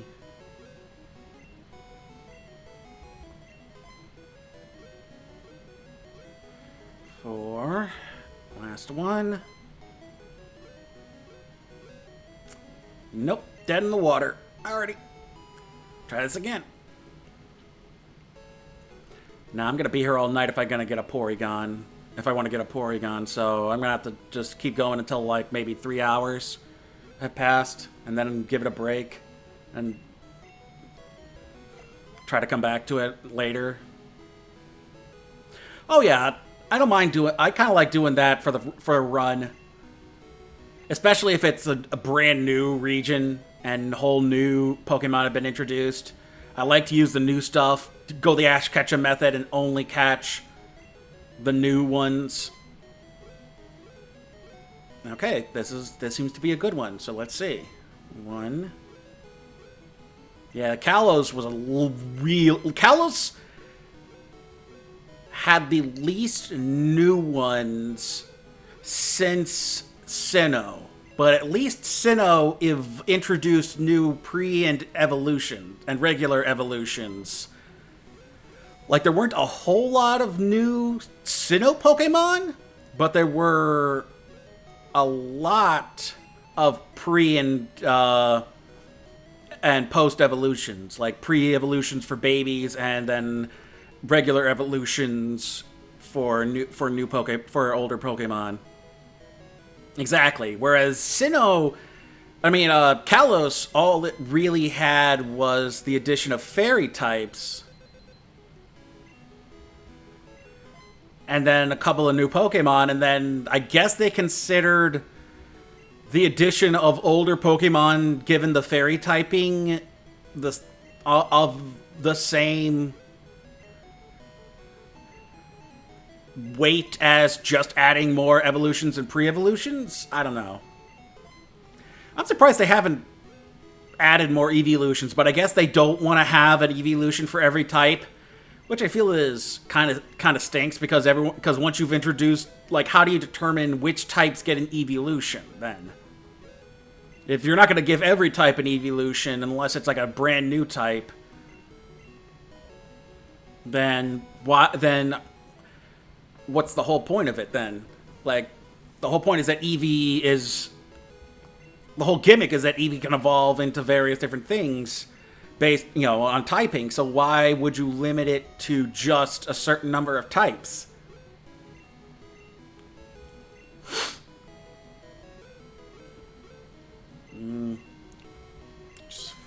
This is 4. And 5. Alright. This one's a dud. I am excited for the Sinnoh remakes, though. I was dead set on getting the dual pack, thinking that, oh, well, I'm going to do Diamond and Pearl for my regular playthrough, so I need both. I'm gonna do Diamond for my regular playthrough, so I need Pearl if I'm going to do Nuzlocke and stuff. But it's like, well, no, I've got multiple accounts now on the Switch, so there's no need to get both. Oh, yeah, that's true. Yeah, like, look, we're launching the 3DS. We need a new Pokemon game. Alright, fine. Yeah, that kind of stuff sucks. But, I mean, for being fairly rushed, they turned out pretty good. I really got back into Pokemon after X and Y. I think the problem was... I was into it, Diamond and Pearl, but then Black and White, that whole generation kind of rubbed me the wrong way. One more. Well, shit, I didn't want to use 3. Yep, it's a dead one. I think what killed me the most was the anime, though. I think the way they wrote Iris was just the most obnoxious. Her and Ceylon, Salento, whatever his name is. Both of them were just obnoxious. Ceylon was a knockoff. Ooh, this is 2. So let's start gambling with 3s and see how it goes.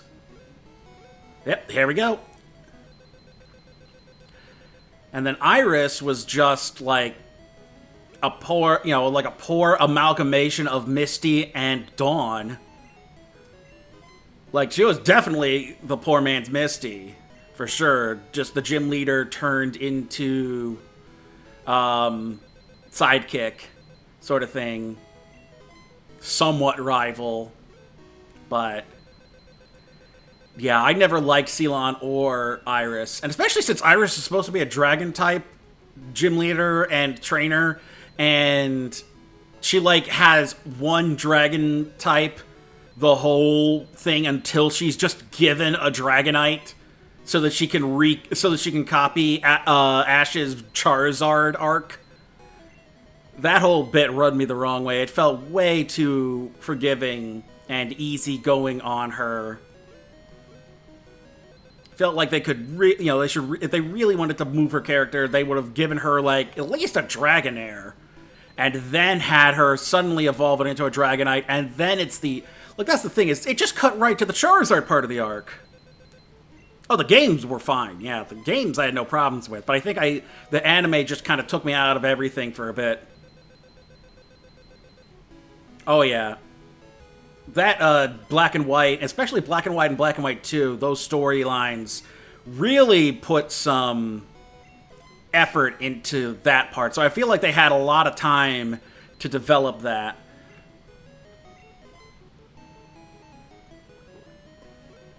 Which is why I'm very interested in that Legends Arceus. Because I feel like that's going to be something similar where they had some time to really think about these things and come up with new mechanics and new methods of play and all that. It's going to be really interesting to play that out.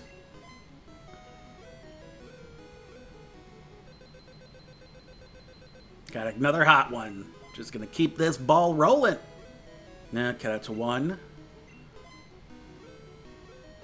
And we're back at it. Actually, the Gen 6 anime really hooked me in. Serena was the first companion I actually got. Well, actually, no. I was into Pearl shipping with Ash and Dawn. Yeah, basically. But I was really into shipping Ash and Dawn right about the time the Darkrai movie came out, and I feel like that's where I really got like, oh wait, okay, I'm seeing it. And then by the time Serena came around, it was like right in the. It wasn't just subtext; it was text. It was text that Serena actually had a crush on Ash, and Ash is just too much of a dumbass kid to really catch wind of that.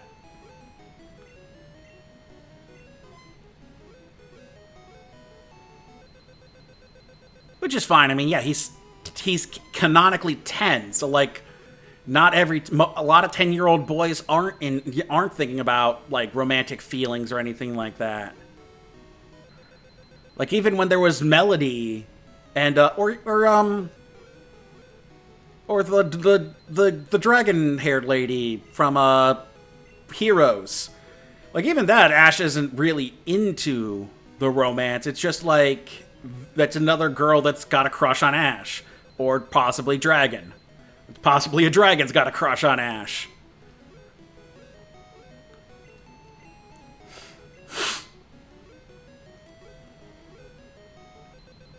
God, I haven't. Now that I know this gimmick, this is the best run I've had. This is the closest I've ever gotten to getting enough coins for anything at the game exchange.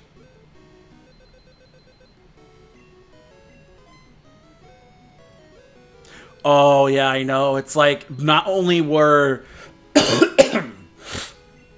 the games, like, kind of like a hard reset to, like, hey, how about we just try Pokemon all over again? The anime was treated as like, well, all that progress Ash had up to Sinnoh, where he only lost because you pit him against a freaking hack who has freaking legendaries in his entire party, like, that's fair? Like, that's the only way they could think to get Ash to lose in Sinnoh, and I'm still pissed about that.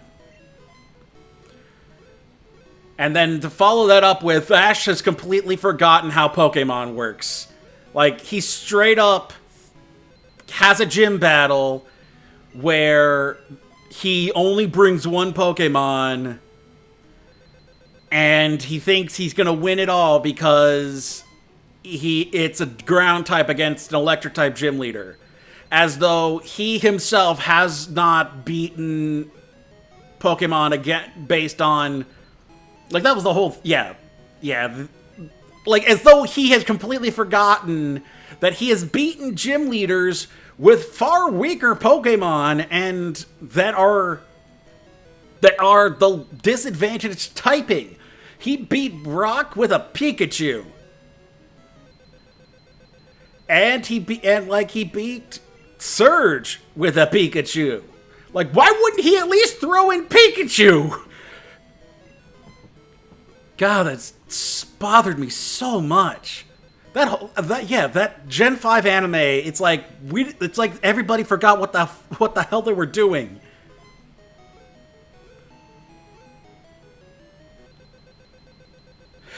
That too, yeah, another one. That was another one where it's like, and then he loses anyway, and Bianca's dad is like, well, you proved me wrong. The fuck he didn't. He didn't prove anybody wrong. He lost. You won the bet. Did you just want to beat a child? Did you just want to beat a child in a Pokemon battle? Was that the whole reason for this? Like, I think that was from the games where you had to beat Bianca's dad to prove that she could come, or there was something like that in the storyline of the games. But then, once again, why wasn't Bianca one of the companions, instead of Iris? Or if she was a more recurring companion, like Todd Snap was in the later half of the Indigo League, where she hung around a lot more. I don't know. The decisions being made sometimes just make me question who's in charge. Man, this is a good run. Yeah, I'm a bit behind on the current anime. One thing I always like to do is keep track of the new episodes when they release in Japan. But unfortunately, I don't know the best. I think maybe Kiss Anime may have them. Okay, that's 2. I may have hit the end of my run. Nope, there we go, back at it. Exactly! Like, what was the point of the battle? You didn't have to wager Bianca's future. And once again, why not have Bianca fight him? Wouldn't Bianca proving to her dad that she's a capable Pokemon trainer make the point more than, hey, random 10-year-old, if you beat me in a Pokemon battle, then I will let my daughter continue on her Pokemon journey? Like, wouldn't the point be to let Bianca prove that she's capable of being out here and having the Pokemon journey? Nope, I think it's still hot. Let's keep it. Let's see. It's 1. Okay, yeah, here we go. I think we got another hot one.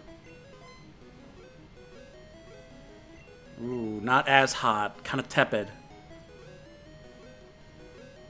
Oh, yeah, Team Rocket actually getting more serious was a nice touch. Them being allowed to really lean into being criminals and not being, and like having them feel like they could actually win a few was a nice touch. But I feel like they, as soon as that was over, they went right back to being comedic because everyone was like, but we like the silly dress ups and the fact that they're kind of incompetent. They're fun. And I feel like that's kind of the whole thing too.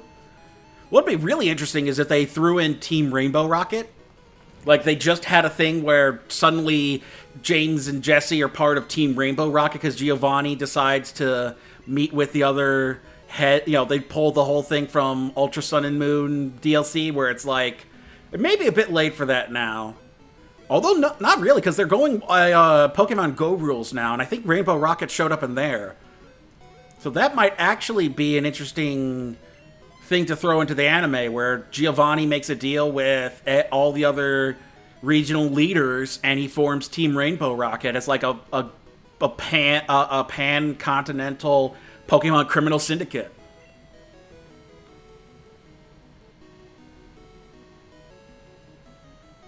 Exactly, there you go.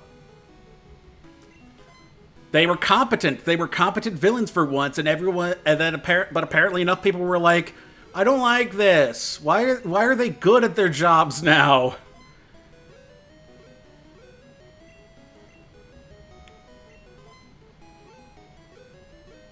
Nah, it's a dud.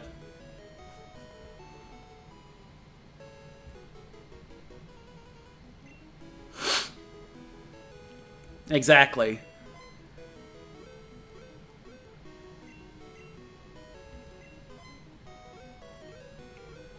Yeah, I think if they're not going to make them abject villains, having them be background characters is fine by me. Like what they're doing in the movie, the current movie canon, where they're basically not trying to really steal Pikachu, they're just minding their own business.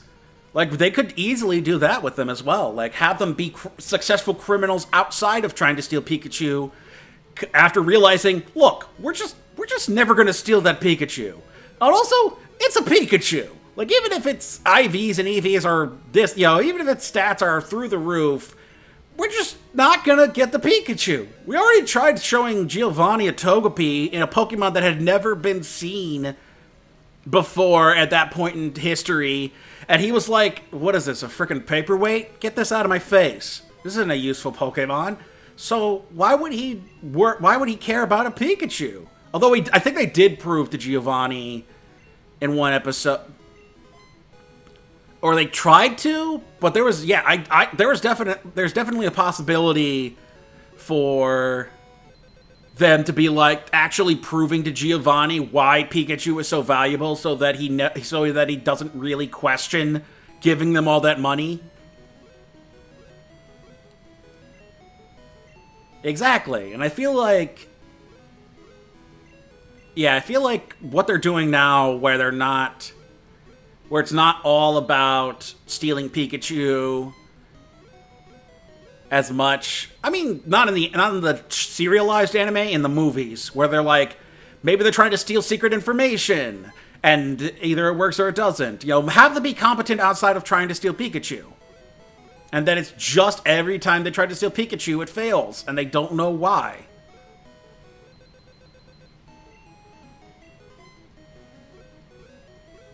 But, I mean, that's the thing, is give James and Jesse a few bones once in a while.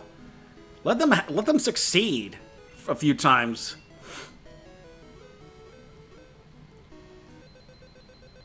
Getting a bunch of cherries this time.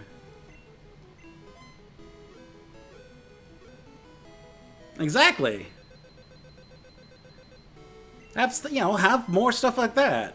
Maybe actually address the whole thing with, like, Jesse's mom in canon. You know, make that canonical. That the whole reason he's... bring up the whole... do a background thing where it does the thing with Jesse's mom and Mew. And tells that story in the anime. And then Jessie learns all this, and she wants to do better and actually impress Giovanni because she wants to do her mom proud. I don't know. Maybe they did have these ideas, and somebody up in corporate doesn't like that because it's too, it's just a kids show. We don't have to try that hard. Even though like some of the best kids shows out there have been shows that actually address mature themes and stuff. Exactly. So I mean, they're not incapable of it at all. It's just that they decide not to do it for some reason.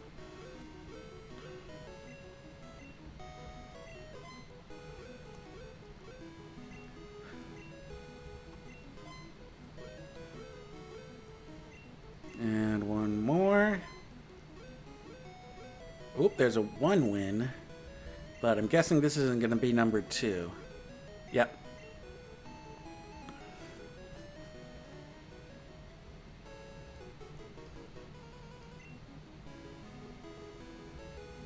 Also having further rivals like Bush and Cassidy were for the longest time before they decided to get rid of Butch and Cassidy. Give Jesse and James rivals for their own storylines that they have to deal with and have that own arc that they have to beat these. I think that's what they're kind of doing with that assistant of Giovanni, where they're where the assistant is the one that doesn't like them and Giovanni doesn't really care. And so they're trying to outbest Giovanni's assistant. I think that's what they're doing with that.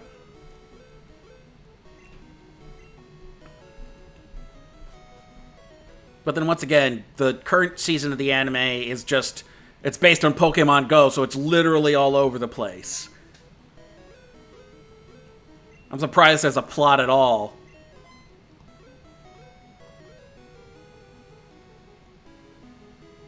Exactly. Like, maybe give them a redemption arc where they go from being considered like being lower than Jesse and James, and then they co-opt Jesse and James' success at a mission and become, start rising in the rocket ranks. The same thing Ash is doing for the trainer rankings. Maybe have Jesse and James compete with Bush and Cassidy to rise up in Team Rocket's rankings. I don't know. Have correlation between the characters. Oh my god, wouldn't that be a wild thing to consider? At the same time, I don't know if that's the kind of thing that goes into Japanese TV writing or not.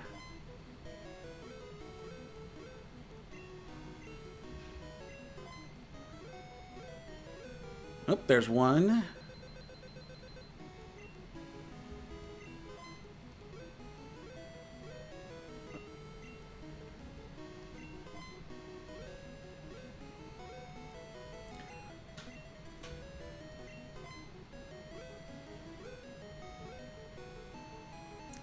Exactly. Okay, I think this one's a good one. Yeah, just like, that's the whole thing. It's like, nobody can get Butch's name right. And that may be just a mistranslated joke, and that may be a bigger pun in the Japanese. I don't know his Japanese name, but there may be actual puns based on his name that they're doing that they have to try and translate.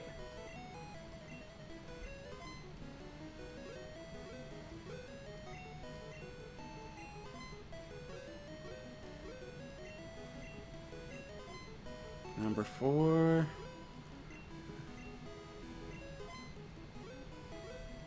Nothing. Crap. Thought I had a good run going.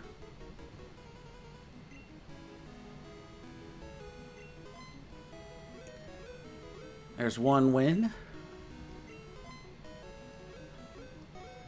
Nothing there. Okay, this one may be good. Let's try it out. It's 1, 2, 3. Ooh, probably not. Damn it. Yeah, well. Oh yeah, Yeah, like they could be expanding Team Rocket's ranks with episodes, so it's not just Jesse. And then maybe have the thing be like Jesse and James have failed enough times that Giovanni starts sending other elite rockets to try and complete their mission for them.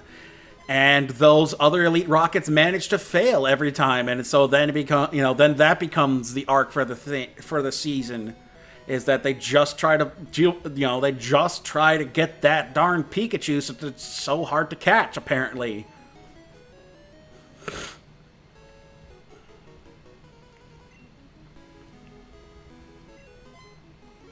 And that was the thing too. In the early days of season 1, Jesse and James were not jokes. They were definitely hardcore criminals that were a threat to Ash's gang. And it wasn't until, like, what? After the SSN, maybe?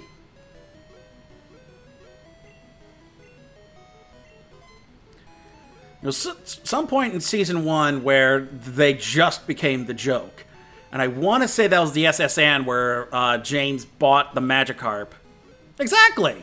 First time they showed up, they had wanted posters. So maybe make a whole thing about that downfall of, like, they were the most wanted criminals in all of Kanto. And then now all of a sudden they're just trying to get this one darn Pikachu and they can't seem to do it. But yeah, once again, I'm asking for much more elaborate storytelling from a series that is the creators probably think, who gives a shit, it's for 10-year-olds.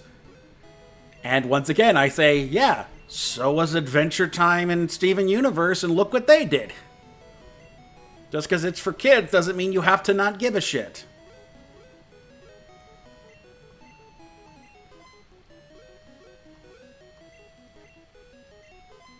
Come on. I had such a good string of luck there, and now all of a sudden it's gone. There's one.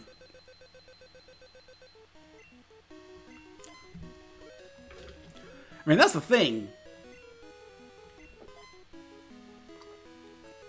They really threatened Pikachu in that second episode where they showed up, where they literally covered him with sludge, and he couldn't fight. Exactly. So, I mean, like, they're the top of their class, and now they're... it's so frustrating, because you want them to do more sometimes, and then sometimes but a lot of times they just rest on their laurels, and there's nobody there to push them to do more and try harder.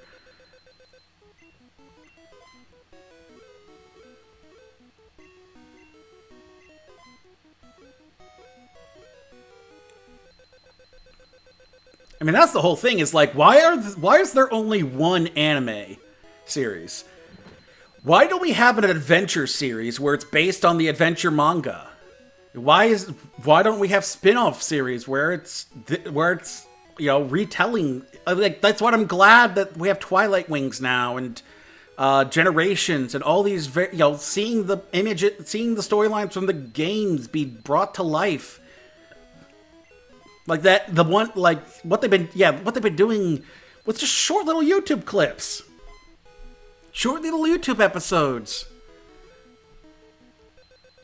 Oh yeah, at least Jesse was given that whole given the whole, trait of wanting to be a contestant in a Pokemon contest, but then they just dropped the contests. Contests weren't catching on. Just feels like they give up a lot easier if it's not, but then that's the whole thing with capitalism. If it's not making the most amount of money, then why keep doing it? Things aren't driven by creative intent, it's driven by monetary value. Well. Speaking of which, I'm finally back in it with the I finally got a good string of luck here.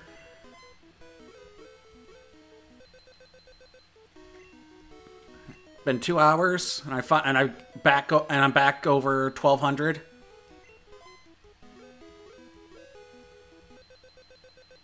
So, yeah, I'm probably not gonna get Porygon this stream, but we're gonna get as close as we can. Now that I know the gimmick, at least.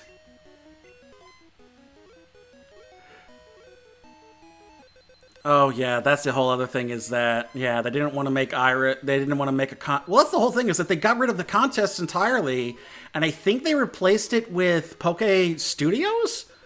Which, I mean, they could have replaced Iris or Ceylon with an actor type, and, you know, they keep doing auditions for Poke Studios around Unova. I don't know.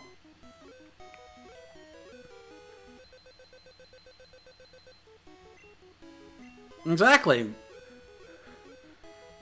You know, maybe an actor trying to get on the stage, get them and their Pokemon into a production, and they keep failing, but the whole idea is that to just keep at it. You know, maybe they get small gigs, maybe they get a commercial, maybe they get a small stage run or something like that, and then they come back and join Ash once that run is over. I don't know. That's why I really liked The Power of Us. It really showcased the wide variety of characters you could have in the Pokemon world. You had the deadbeat uncle who wasn't really into Pokemon, and then then all these people who aren't into Pokemon, even though they live in the Pokemon world, they don't really care, and them finding Pokemon companions of their own. So you had the old lady getting Pokemon companions as like cats that they show up at her doorstep. You got the try-hard deadbeat uncle who tries to show off and prove that he's great at Pokemon, but he sucks at it.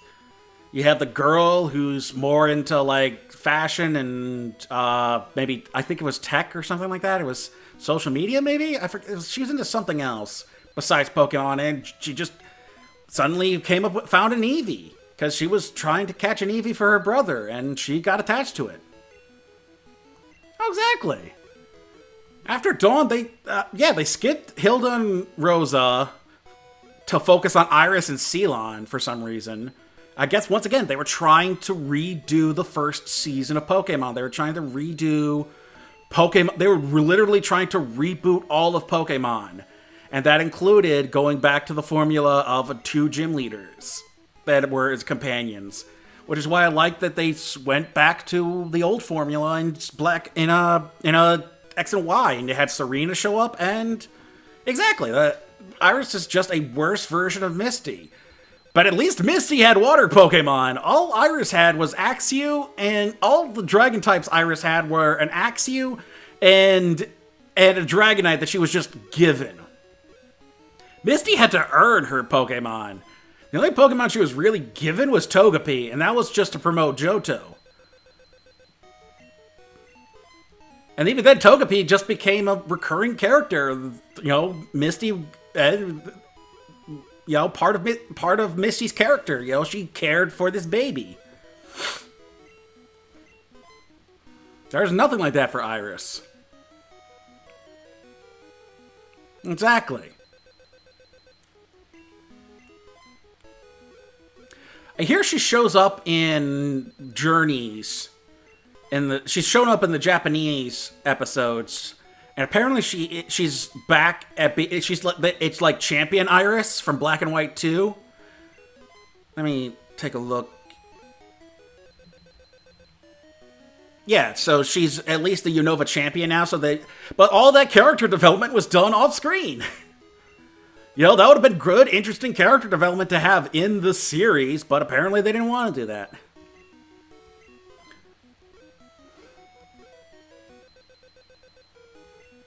I'm glad that they brought Dawn back I think they brought Dawn and May back a couple of times in Journeys. I don't know if they've brought Serena back.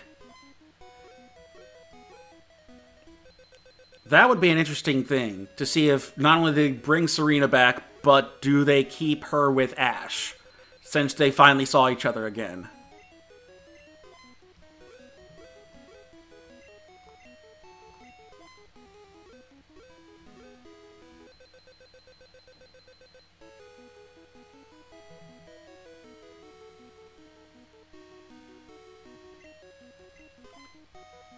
Okay, so yeah, I figured Axew would have evolved by that point.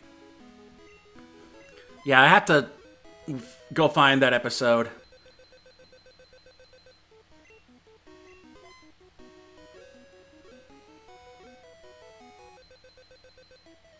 Well, I figure Axew was more like their Piplup. But I guess you could call Piplup... Because that's the thing is, like... Piplup was kind of the Togepi for Sinnoh. Because that was the whole bit with Togepi was that was the companion not only for Misty, but for Pikachu. It was the sidekick for Pikachu. And that's what Piplup became, and then Axew was that in Black and White. They tried to make Axew the Piplup. Or I guess in that case, the Togepi. Well, there went my luck. It was a nice run while it lasted.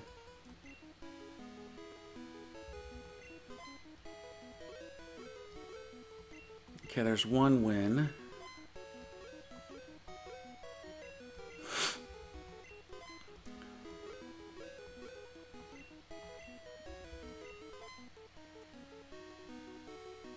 That'd be nice, yeah. But I think that the goal with Togepi evolving into Togetic was basically the same thing of Ash and Butterfree. Where it's just like, yeah, I'm sorry, you know, as much, you know, they are off to go, you know, they're off, and we'll see each other again soon. It's like Ash never returned for Pidgeot. Ash only saw Lapras again that one more time. Pidgeot is literally right outside his house, and we never see Pidgeot again. I'm still mad about that, but yeah, the idea of Togepi evolving into Togetic and going off for that like magical kingdom or whatever. Yeah, that was the other thing too. I'm mad that they got rid of Ash's Primeape. Like, Ash and Primeape had just started working together, and he would have been a great Pokemon for Ash to keep, and they said, nope! Like, especially since Primeape could easily be a foil for Charizard? Exactly.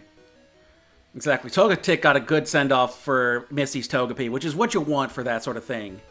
You don't want Misty's Togepi, a character that's been around for so long and has become such a fan favorite, to be sent off in a shitty way.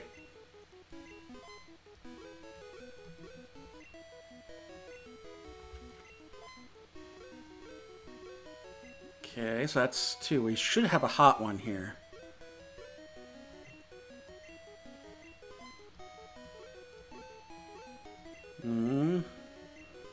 Doesn't seem like it. Not getting a lot of good returns on this one. Nope. Well, shoot. Exactly. Like, Haunter I kind of get, because he never really caught Haunter. Haunter was like his companion, you know, just showed up. He was there to have a good time. He's mercurial. He does what he wants. So Haunter staying with Sabrina for a little bit. Maybe he returned to the tower. Who knows what happened to him? Haunter does what Haunter wants.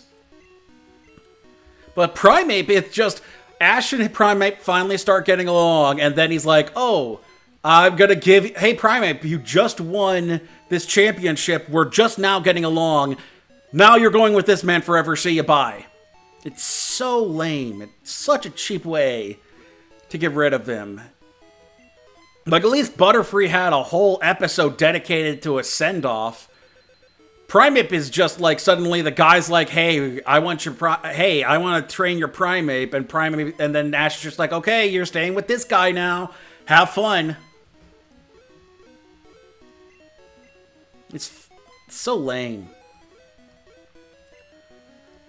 But at least like Ash never really returns to that whatever name town outside of Saffron City in the anime again. So it's not like he can just go and pick up Primeape. Pidgeot's literally right outside Pallet Town, and we never see Pidgeot again after it evolves. Like, at least have him show up at like, he doesn't have to be on Ash's team. Oh yeah, that would be, yeah, having a Pokemon like that on Ash's team would be interesting. Like, where he's never truly in control. Yeah, that would be great. I feel like that could have been Meltan, but they never really did that with him.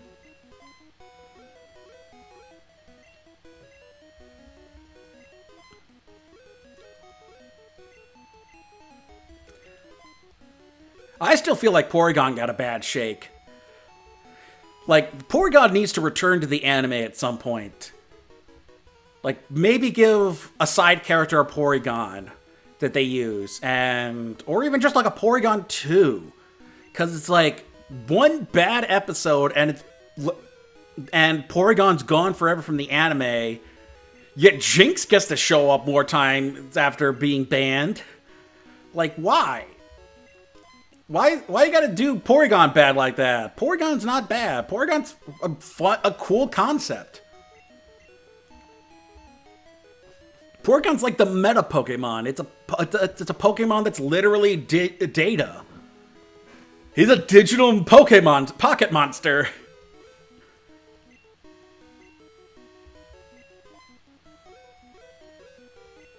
But I think that's the thing, is that for a shonen anime, the Pokemon series seems to gear younger, whereas... Oh, yeah, like... Was that before or after Electric Soldier Porygon, though?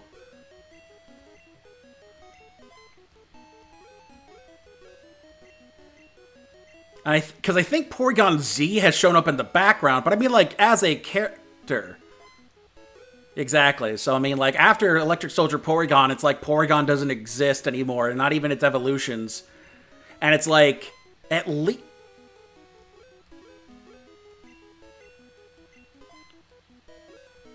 At least, like, give him another shot. Like, just, you've learned your mistake.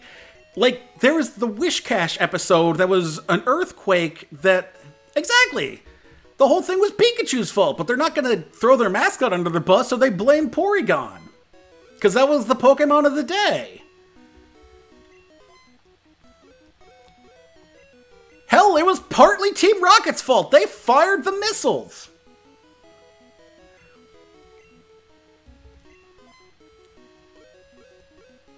Yeah, this is a dud.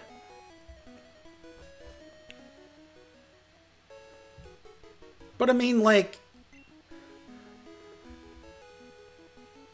maybe have Go catch a Porygon. Yeah, but the Barboach Wishcash one, they've shown up again.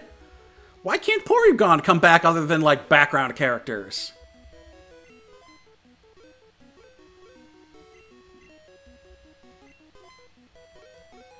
But yeah, it's probably a safe bet that they finally realized, hey, how about we stop using Earthquake and Fissure in the anime, because that can only end badly for us when we are a very earthquake-prone country.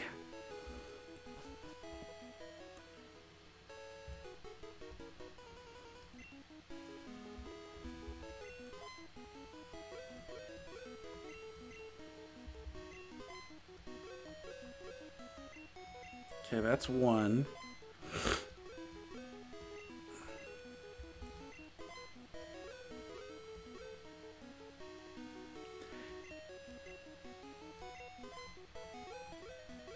Yeah, but, I mean, that's the thing, is, like, Jinx got to show back up in later episodes where it was the new purple face designed. And that's the thing, too, is, like, it kind of sucks that they had to be stuck with that black face design because of the limitations of the Game Boy. Because purple actually feels like a better encapsulation of what they were actually trying to go for. Although, I mean, that's the thing, the limitations weren't there in the cards too, and they were actually, I don't know, I think they were trying to, I think that's but yeah, that's the thing, it's like the purple face actually makes sense for what they're trying to go for. Jinx is a frostbitten ghost yokai, so having a purple face is way better than having the black face. But I think they're trying to go for that point in Frostbite where the skin turns black, like literal black and not racial black. Yeah, exactly. So I mean, like, they allowed them to come back after the redesign. Why can't Porygon come back now that you know not to put flashing lights in your thing? Why not have Porygon be out of the computer so you don't have that risk, so you don't try to do that whole thing, you know? Or maybe you don't go into the computer, Porygon just jumps from computer to computer using the internet or something like that. I don't know. I don't know.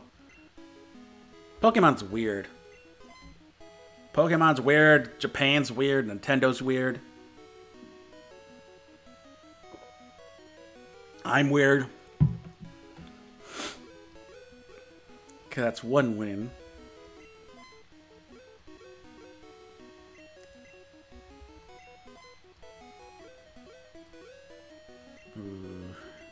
This is starting to look like a dud. And one more. Yup, it's a dud. Reset.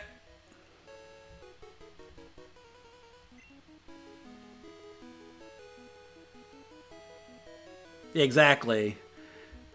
That yeah. They wait. Was it a main? I mean, that's the thing. Is like I think it was a background character. It was like a blink and you'll miss it sort of thing. I was hoping for more like substantial appearances, but at the same time, like there's almost 1,000 different species of Pokemon. You can't give them all feature appearances. Like, they get an episode of the day if they're lucky, and then otherwise, maybe they'll be caught. Like, I'm surprised they finally gave Ash a Lucario. Like, after Pokemon 8, I figured they would just never give Ash the Lucario. Like, the perfect chance would have been in Kalos when they introduced Mega Evolution. Yeah, exactly. But, yeah, after introducing the Ash as, in fact, an Aura Wielder, they never introduced that again until frickin' Season 8 of the anime. Or, Series 8, I guess. Whatever. Generation 8 of the anime. Now they're finally making up for lost time.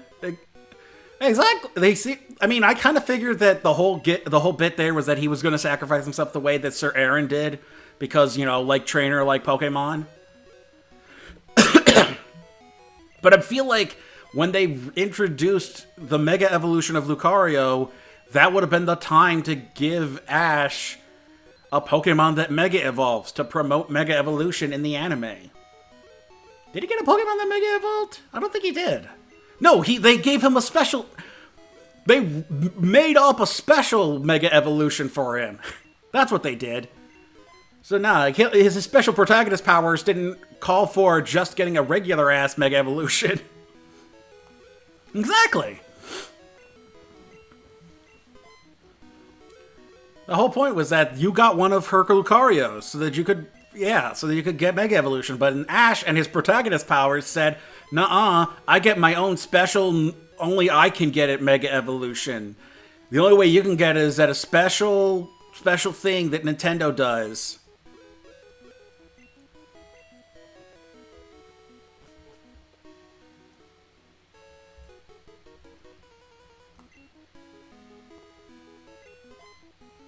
My Mega Evolution has to be special. You guys, I can't have a regular Mega Evolution. Oh, wait, could you get it from the demo? Could you, like, transfer it to, I don't think home was a thing at the time. Could you transfer it out of the demo, though?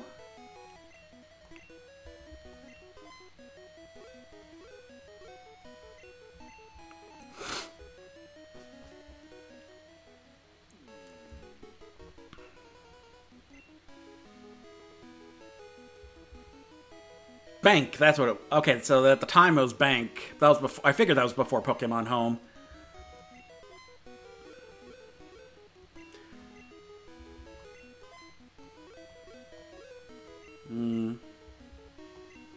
So much for my nice string of luck.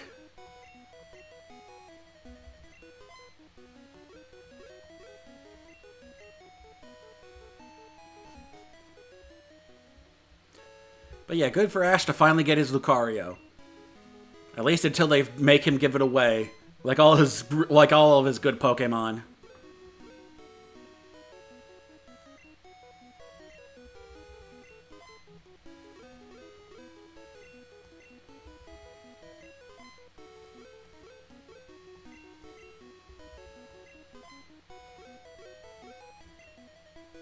Yeah, this is a dud too. Alright.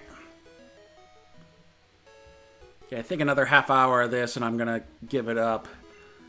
But we'll keep at it for right now.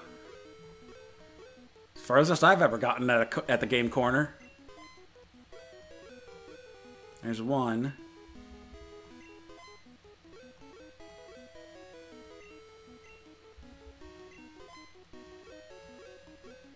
Okay, so this one may be a good one.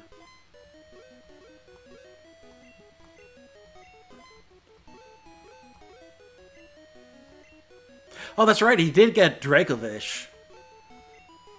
That's the problem, though, is that I don't see him using a lot of his... Like, he also just got a Dragonite. Like Iris did. Just suddenly Ash gets a Dragonite. He also got a Gengar, too. Just randomly Gengar.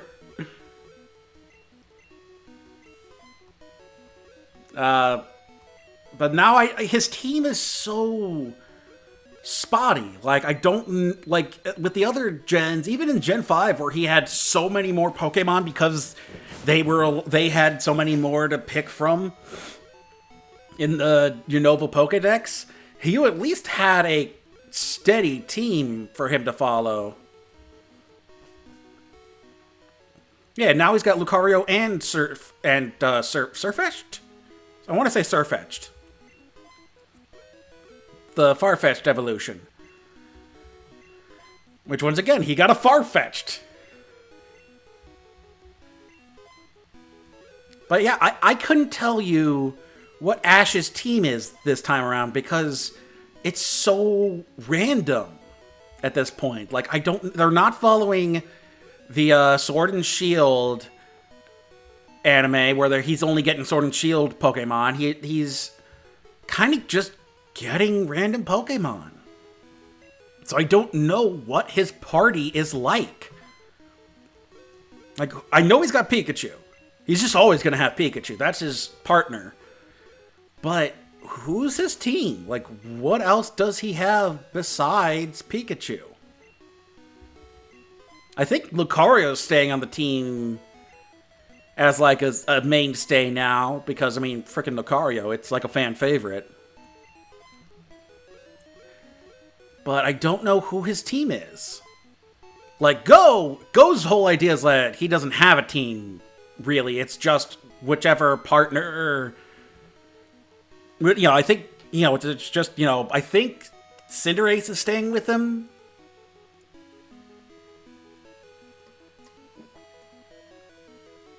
Yeah, I kind of wish they'd stuck to the main formula. Yeah, Go's the one that has all three. Go has the thing that Ash did for the first two gens, where he has all three starters. Like, I would have been fine with a separate Go anime, where it's based around Go going around the world, and then you could have them cross over. Have Ash and Galar, have episodes where Ash and Galar cross over with Go. But I don't know. Once again, why is there only one Pokemon anime? Why can't they have more? There's so much you could do with Pokemon, why would you limit it to just one anime?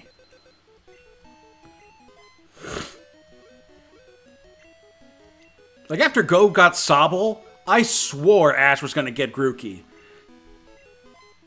Which would be fitting, because Ash has been standardly getting all of the grass starters. Like, he got the first three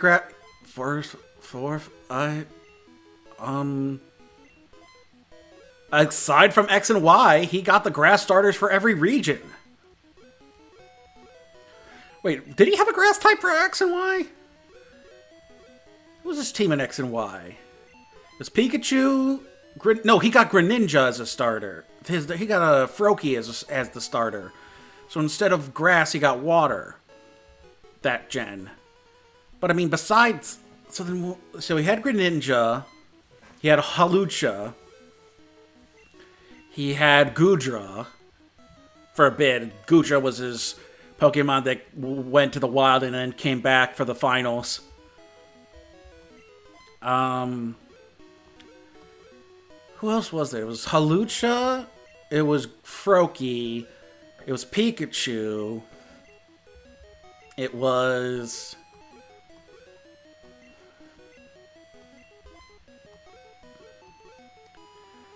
Who was the rest of Ash's X and Y team? Now it's gonna bug me. Let's see. I'm trying to think of his final battle with what's-his-face. The guy with all the guy who, you know, was there to promote Mega Evolution more.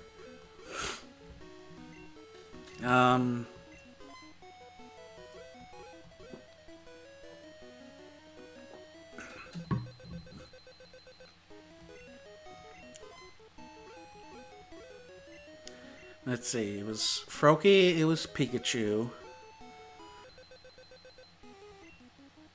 It was Fletchling, so he had Talonflame. You had Goodra. That was 4.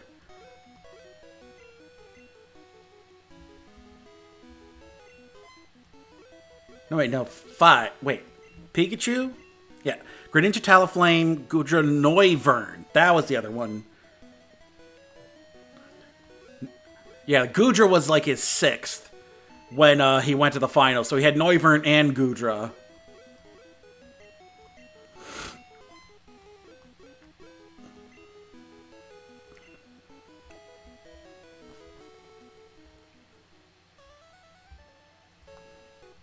Which I kind of get, because, once again, Kalos had, like, little to no new Pokemon for him to show off.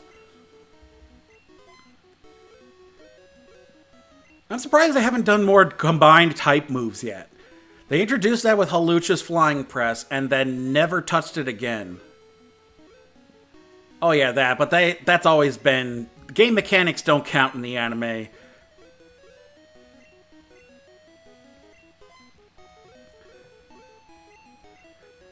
Remember, it's a shonen anime, so all that matters is that you use all of your spirit, your friends have your back.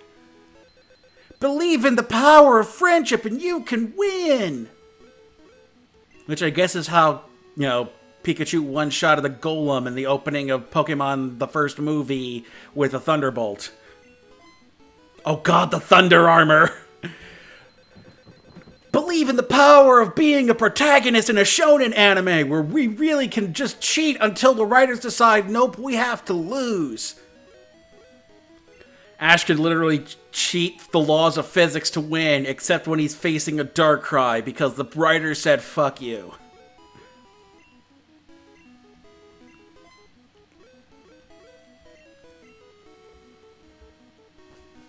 How does Thunder Armor... How would that work? Like, he would literally just kill the Swallow. How...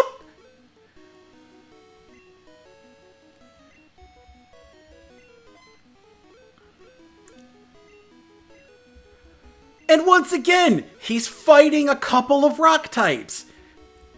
Gee, it'd be nice if he had, I don't know, a Sceptile. Wait, did he have Sceptile at that point? Was it Grovyle or Sceptile by that point?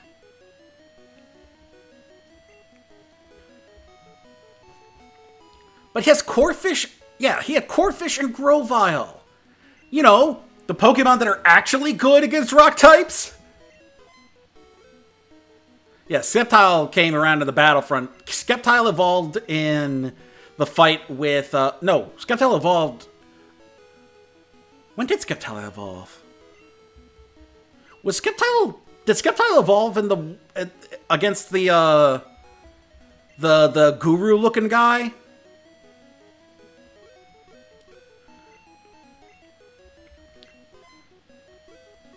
Yeah, I've completely forgotten that part of the anime. I was thinking of Sceptile evolving in a battle with May, but that was May's Blaziken. Okay, yeah, that was involved. Was that like right around the time of that whatever that guru's name is from the Battle Frontier, the one with the Venusaur, or was that just in between Frontier Brains?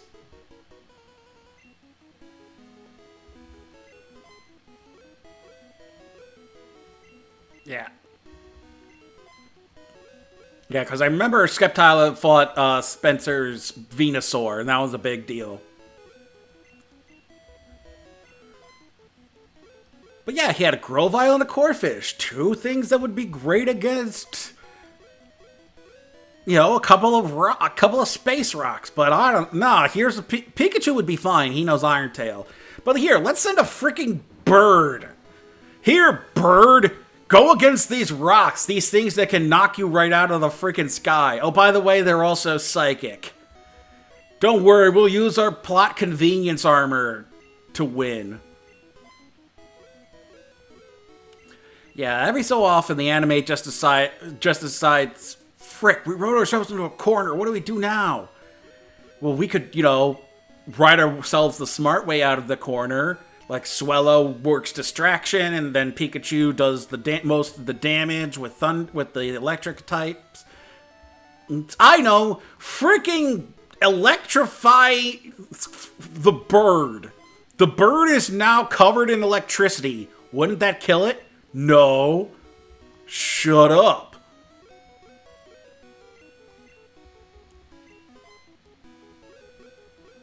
I think there's a... I missed this week. I forget if there's a new episode this week or not. In Japan. Let me try a couple of... as the threes. See if we hit one. Nope. That one's dud. And I want to check Bulbapedia, see if there's a new episode or not.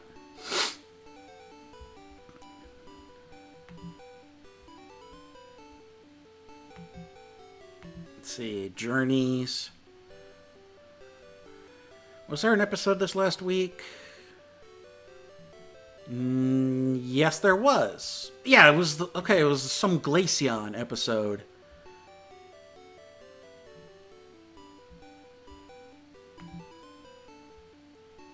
Yeah, they had some random anime girl with a Glaceon. Apparently, she goes to Chloe's school.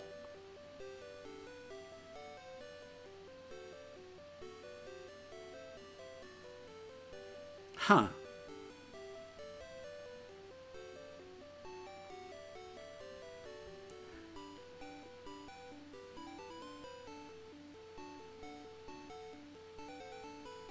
Oh, that's nice. The girl was bullied at her last school, and Glaceon decided, fuck you.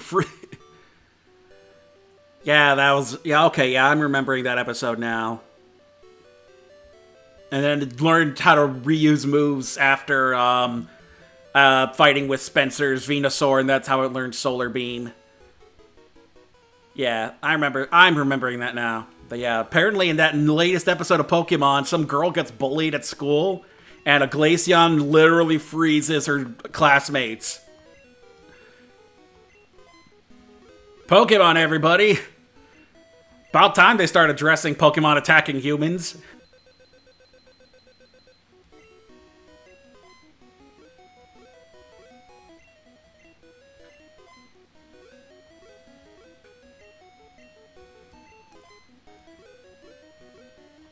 What was the next one? What's the one coming this week?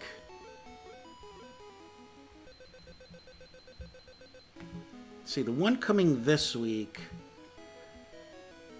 goes in Teleon. Trial mission, the Deeps... Oh, that's right, Go's taking part in that whole research thing with Gary. So Gary's having him do stuff, so Inteleon's gonna do a thing in that. And it's apparently underwater. But Dawn's set to come back again after Thanksgiving.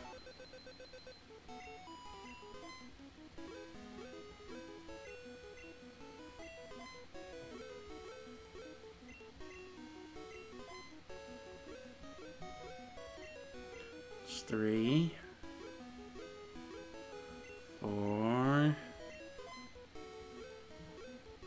Alright, that was a nice bit of luck while I had it.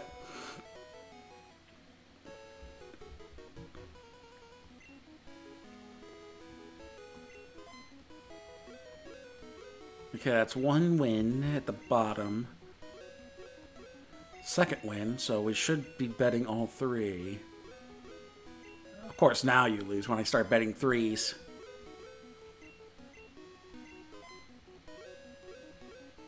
Seriously? That's like the same setup of cherries every time.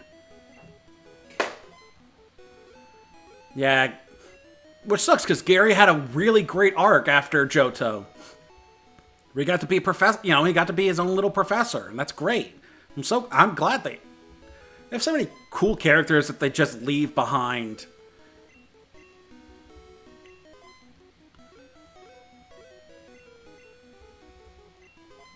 Kind of like with Pokemon. They have Pokemon for a gimmick and they completely forget about them.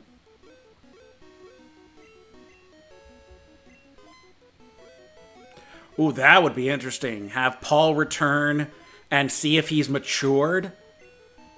Have Paul and Ash rematch. Only he's not as condescending and dickish, but he's still cold and aloof. Because he doesn't want to admit that he and Ash are, like, actually friends. He wants to treat it as, like, an actual rivalry still. And then Ash actually makes Paul open up and they befriend each other. That'd be interesting.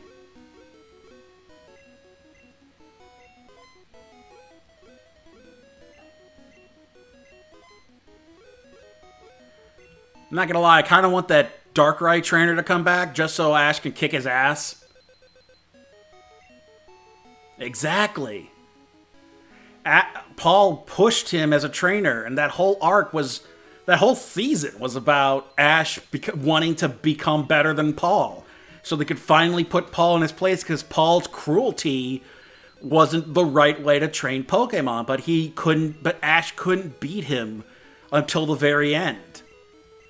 And Ash Ash had to break through to Paul that his way wasn't going to win him. Wasn't going to win. And that final win, beating Paul with his own Pokemon, was satisfying. And I feel like having Paul come back as like as a rival, thinking he and Ash are still rivals, but Ash wants to be friends, and through battling each other again in this tournament, Paul opens up a little bit more, and he realizes Ash doesn't have to be just a rival. He can be a friend.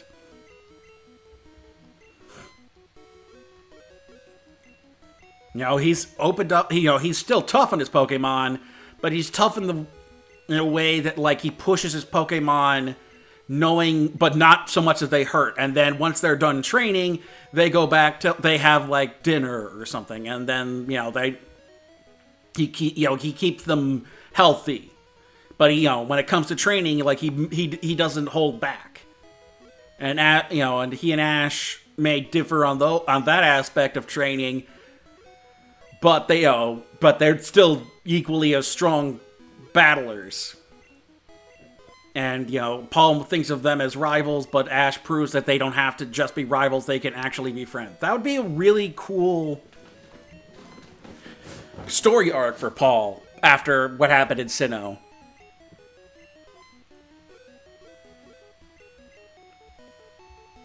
I forget, what did Serena do?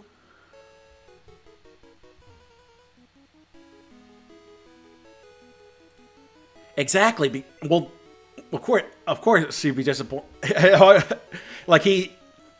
Paul thinks he could have beaten. Idea. Paul has to face the Darkrai guy.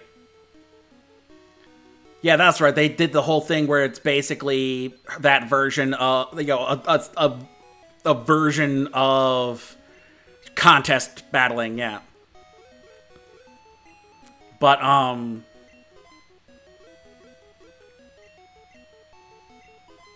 what was I saying? But have Paul fight the Darkrai guy, and then he and Ash have to face off again. Ash wins, and he says, "This time you fight that guy and you win." And Ash is like, "You bet it. You bet. Yeah, you got it. I am. Oh, you. Yeah, I want to beat him just as much as you do." And then he has his revenge against the Darkrai trainer because fuck that whole bit. Darkrai trainer loses all his legendary Pokemon because he's cheating.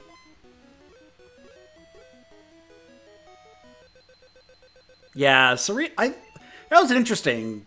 Her whole arc, she never quite knew what to do because it's like she knew she wanted to do something with Pokemon, but she didn't know what. And it's like that's yeah. Not everybody knows what they want. Ash knows he wanted to be a trainer, but Serena didn't. And Serena didn't know what she wanted. She didn't want to battle gyms. She didn't really want to do contests, so to speak.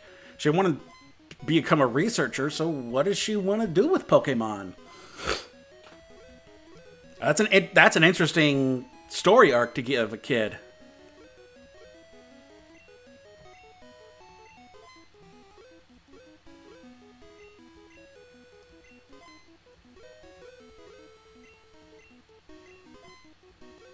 What I think would be interesting is if they gave a female companion for Ash that also wanted to be in the Pokemon League. Like, that also fought against the gym leader. I feel like having a female trainer that was... That's what I was hoping for and I've forgotten her name. The Scottish girl. The female for Sword and Shield.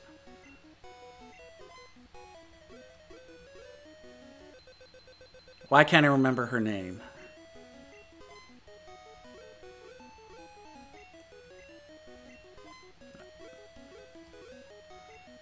Yeah, because I was sadly hoping that the anime was going to go for Sword and Shield so that we could finally have the female companion with a full-on Scottish brogue accompanying Ash, and she wants to be the gym leader.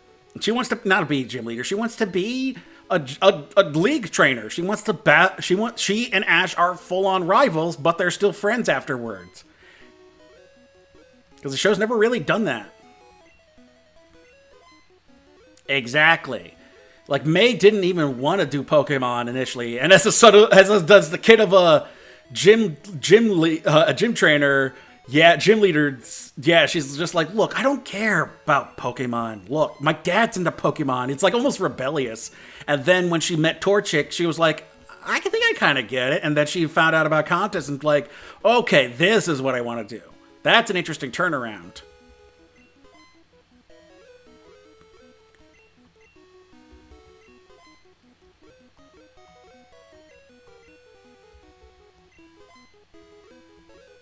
Exactly. Which is weird because you battle kindergartners in the game. Why couldn't he have a Pokemon? He just couldn't partake in actual league-sanctioned battles.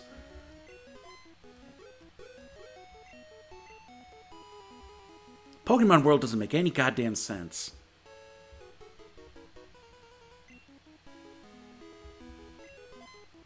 Because that's the thing is, like, they kind of remedied that in Kalos when,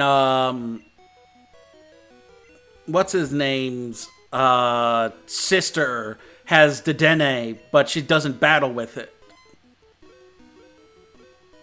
Exactly. So, like, why couldn't Max have the Ralts show up?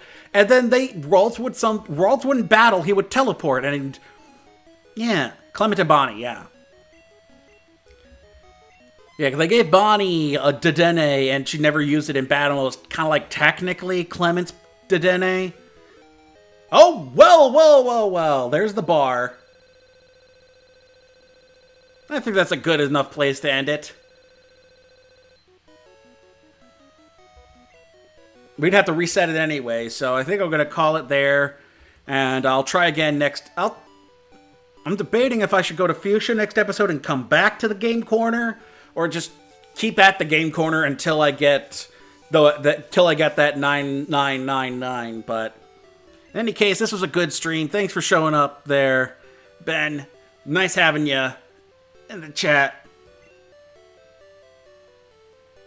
But I'm gonna call it here. Have a good night, folks.